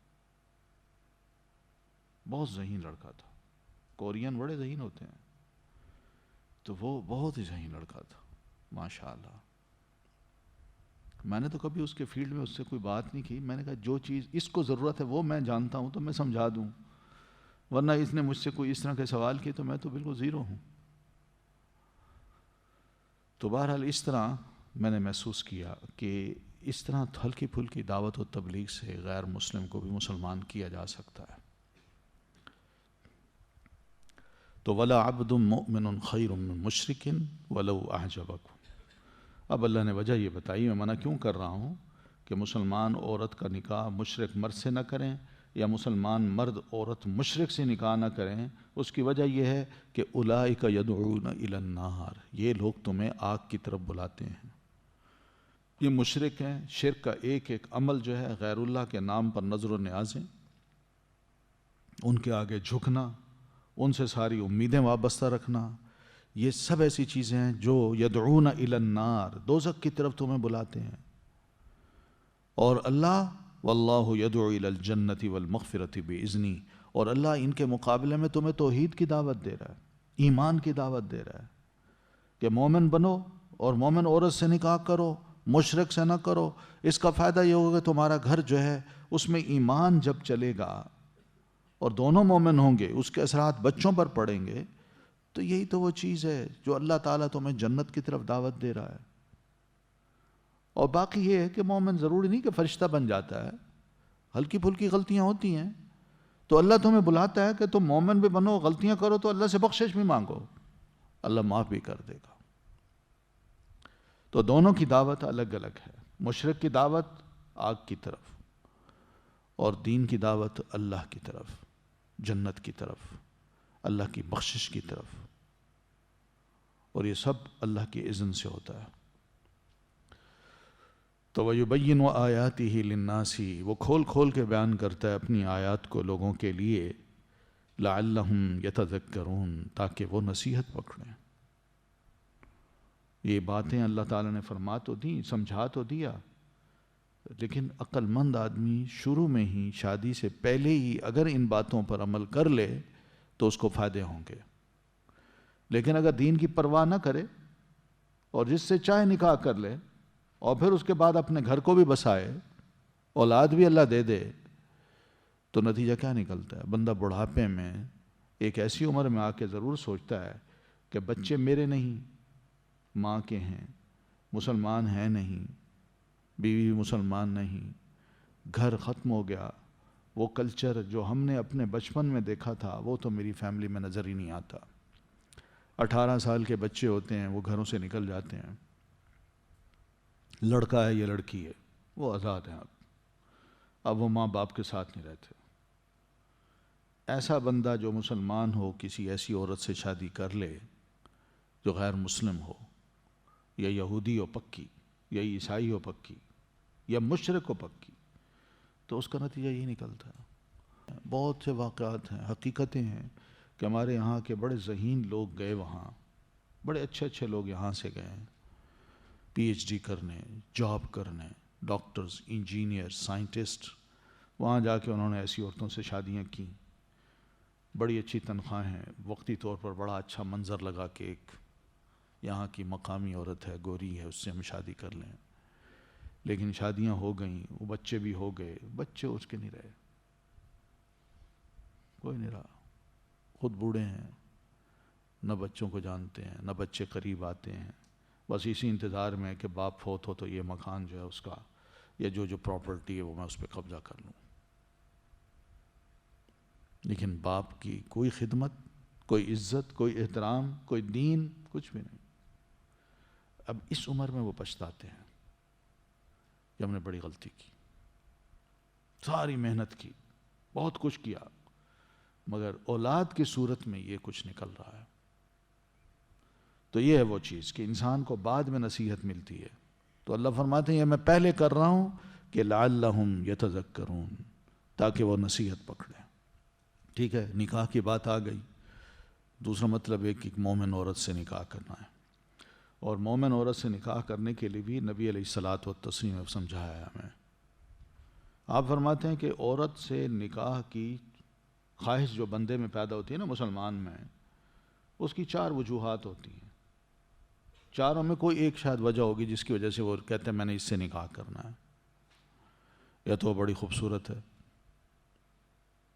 اس وجہ سے نکاح کرتا ہے، یا بڑے اونچے خاندان کی ہے، بڑے پیسے والے لوگ ہیں اس وجہ سے نکاح کرتا ہے، یعنی پیسے والے، اونچا خاندان یا خوبصورت، اور چوتھی وجہ یہ ہوتی ہے کہ یا پھر وہ دیندار ہے۔ یہ چار وجوہات ہوتی ہیں جس کی وجہ سے نوجوان لڑکی سے شادی کرتے ہیں کہ میں اس طرف اس لیے مائل ہوں کہ ان چاروں میں کوئی ایک چیز خوبی اس میں ہے۔ تو آپ فرماتے ہیں کہ فاظفر بذات الدین تربت یداک، تم نے اگر واقعی اپنی شادی کامیاب کرنی ہے اور بنانی ہے اور یہ چاہتے ہو کہ میرا گھر آباد رہے اور اچھی نسل میں اٹھاؤں، تو کسی دیندار لڑکی سے شادی کرو، اس سے تمہاری زندگی بھی بن جائے گی، تم بھی خوش رہو گے، گھر بھی بنا رہے گا، اولاد کی بھی اچھی تربیت ہوگی۔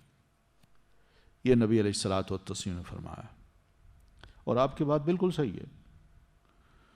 دیکھیے جو کمزوریاں ہیں نا ہم مردوں کی، وہ یہی ہے کہ ہم خوبصورتی پہ مرتے ہیں۔ ٹھیک ہے وہ خوبصورت ہے، مگر کیا اس کا اخلاق خوبصورت ہے؟ کیا کریں گے ایسی خوبصورتی کو جس کا اخلاق اچھا نہیں، جو بدتمیز ہے، صرف اپنے حسن پہ دوسروں کو پاگل بناتی ہے، اخلاق اس کا اچھا نہیں ہے، تو کیا کرنا ہے ایسی عورت کو؟ اس سے شادی بھی کر لی، وہ کل کو میاں کے ساتھ بڑی بد اخلاقی سے پیش آتی ہے، نہ اس کی عزت، نہ احترام، نہ کچھ، آنکھیں دکھاتی ہے اس کو۔ دیکھیں نا ڈرامے میں، دیکھ رہے ہیں نا ڈراموں میں، اور اس کے بعد حسب نسب اگر بڑا ہو تو وہ کیا کرے گی؟ وہ کل کو یہی کہے گی تم کون ہو، تمہاری حیثیت ہی کیا ہے؟ میں اعلیٰ خاندان کی لڑکی ہوں، تمہارا خاندان کیا ہے؟ بس وہ خاندان کرتے ہوئے مرد کو بالکل ڈیگریڈ کر دے گی۔ لڑکا اگر یہ سوچتا ہے کہ، اور پھر حسن جو ہے وہ بھی کوئی کیا ہے، 2 سال 4 سال 5 سال کے بعد زائل ہونا شروع ہو جاتا ہے۔ کو مقابلہ حسن میں اپنی بیوی کو شامل کرنا ہے؟ اصل تو گھر بنانا ہے نا، تو گھر میں یہ دیکھا جائے کہ اس کا حسن کیا ہے۔ ڈھلنے والا جو چیز ہے وہ باقی رہنے والی چیز نہیں ہوتی، اصل جو چیز ہے وہ اخلاق کا حسن ہے، رویے کا حسن ہے، وہ کام آتا ہے۔ کیوں کہ بچے جب ہوتے ہیں تو بچوں کو ماں کا حسن نہیں چاہیے، ماں کا اچھا اخلاق چاہیے تاکہ ان کی تربیت اچھی ہو۔ تو حسن بھی 2-4 سال کے بعد، 8 سال کے بعد ڈھل جاتا ہے۔ یہ کمزوریاں ہم دیکھتے ہیں، جانتے ہیں۔ پھر اس کے بعد آپ دیکھ لیجیے تیسری چیز، وہ مال دیکھا جاتا ہے کہ لڑکی بڑے امیر خاندان کی بیٹی ہے، میں نے تو یہیں کرنی ہے شادی۔ جیسے آج کل سب کچھ سکھایا جاتا ہے، اوئے کچھ نہ کرو، بس کسی امیر باپ کی بیٹی پہ نظر رکھ لو، اس سے شادی کر لو، بس آرام سے رہو گے، کھاؤ گے، پیو گے، مکان بھی مل جائے گا، گاڑی بھی مل جائے گی، نوکر چاکر بھی مل جائیں گے، عیاشی مزے کرنا۔ تو یہ ذہن ہے۔ تو بالفرض اگر شادی ہو بھی جائے تو اس عورت نے کیا کہنا ہے؟ تمہارے پاس تھا کیا؟ وہ یہ کہے گی نا، ایک دفعہ کہہ دینا تمہارے پاس تھا کیا، سب کچھ تو میں لائی ہوں۔ کچھ نہیں رہتا، جو چیز باقی رہتی ہے وہ کیا ہے؟ عورت کا دین۔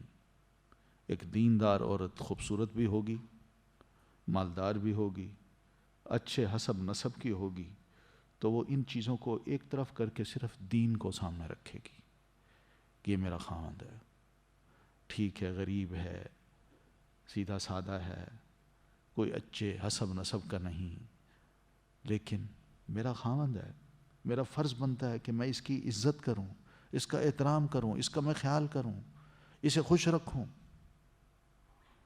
یہ چیزیں اور ہیں، حقیقت ہے۔ ایک دیندار لڑکی کی سوچ بالکل مختلف ہوتی ہے بنسبت دوسرے لڑکوں کے۔ اس لیے آپ فرماتے ہیں فاظفر بذات الدین، دیندار لڑکی سے شادی کرنا، کامیاب رہو گے۔ تو یہ وہ پہلو ہیں جو کہ ہمیں سامنے رکھنے چاہیے، تب جا کے انسان کہیں رشتے کی بات کرے اور شادی کرے۔ اللہ کے رسول کی نصیحت. اور حقیقت یہ ہے کہ انسان اگر یہ نیت کر لے، اللہ سے دعا بھی کرے کہ جو دین میں میرے ساتھ ساتھ چلے اور ہماری زندگی بڑی اچھی بن جائے، بس ہم ایک دوسرے کا سہارا بنیں. یعنی ایک چھوٹی سی میں آپ کو بات بتاؤں کہ میاں بیوی کا یہ ساتھ جو دینی ساتھ ہوتا ہے نا، اس میں جو میں اپنا تجربہ آپ کو بتا رہا ہوں وہ یہی ہے کہ فجر کی جو نماز ہوتی ہے، اس میں اگر کوئی ایک اٹھنے کا عادی ہو جائے نا تو دوسرے کو آرام سے اٹھا دیتا ہے. یہی ساتھ بھی بہت بڑی غنیمت ہے. کم از کم فجر کی نماز تو بندہ پڑھ سکتا ہے نا. لیکن اگر دونوں ایک دوسرے کو تھپکی دے کے سلا دیں، ابھی پیر سو جاؤ، میں نہیں اٹھتا، دونوں نہ اٹھیں تو فجر کی نماز ہی جاتی ہیں. یہ نقصان ہوتا ہے. لیکن دینداری کم از کم یہ ضرور کرتی ہے کہ کوئی ایک اٹھنے کا عادی ہو تو دوسرے کو اٹھا دیتا ہے اور وقت پہ دونوں نماز پڑھ لیتے ہیں. تو اس لیے پیارے نبی علیہ الصلاۃ والتسلیم کی یہ نصیحت واقعی ایسی ہے کہ بندہ اسی میں ہی اپنے آپ کو کامیاب سمجھتا ہے. دیندار لڑکی سے شادی کرو، تم انشاءاللہ کامیاب رہو گے. تو یہ بھی ایک مسئلہ ہے جو کہ اسی آیت کے ضمن میں آ گیا ہے. سبحانک اللہم و بحمدک، اشہد ان لا الہ الا انت، استغفرک و اتوب الیک.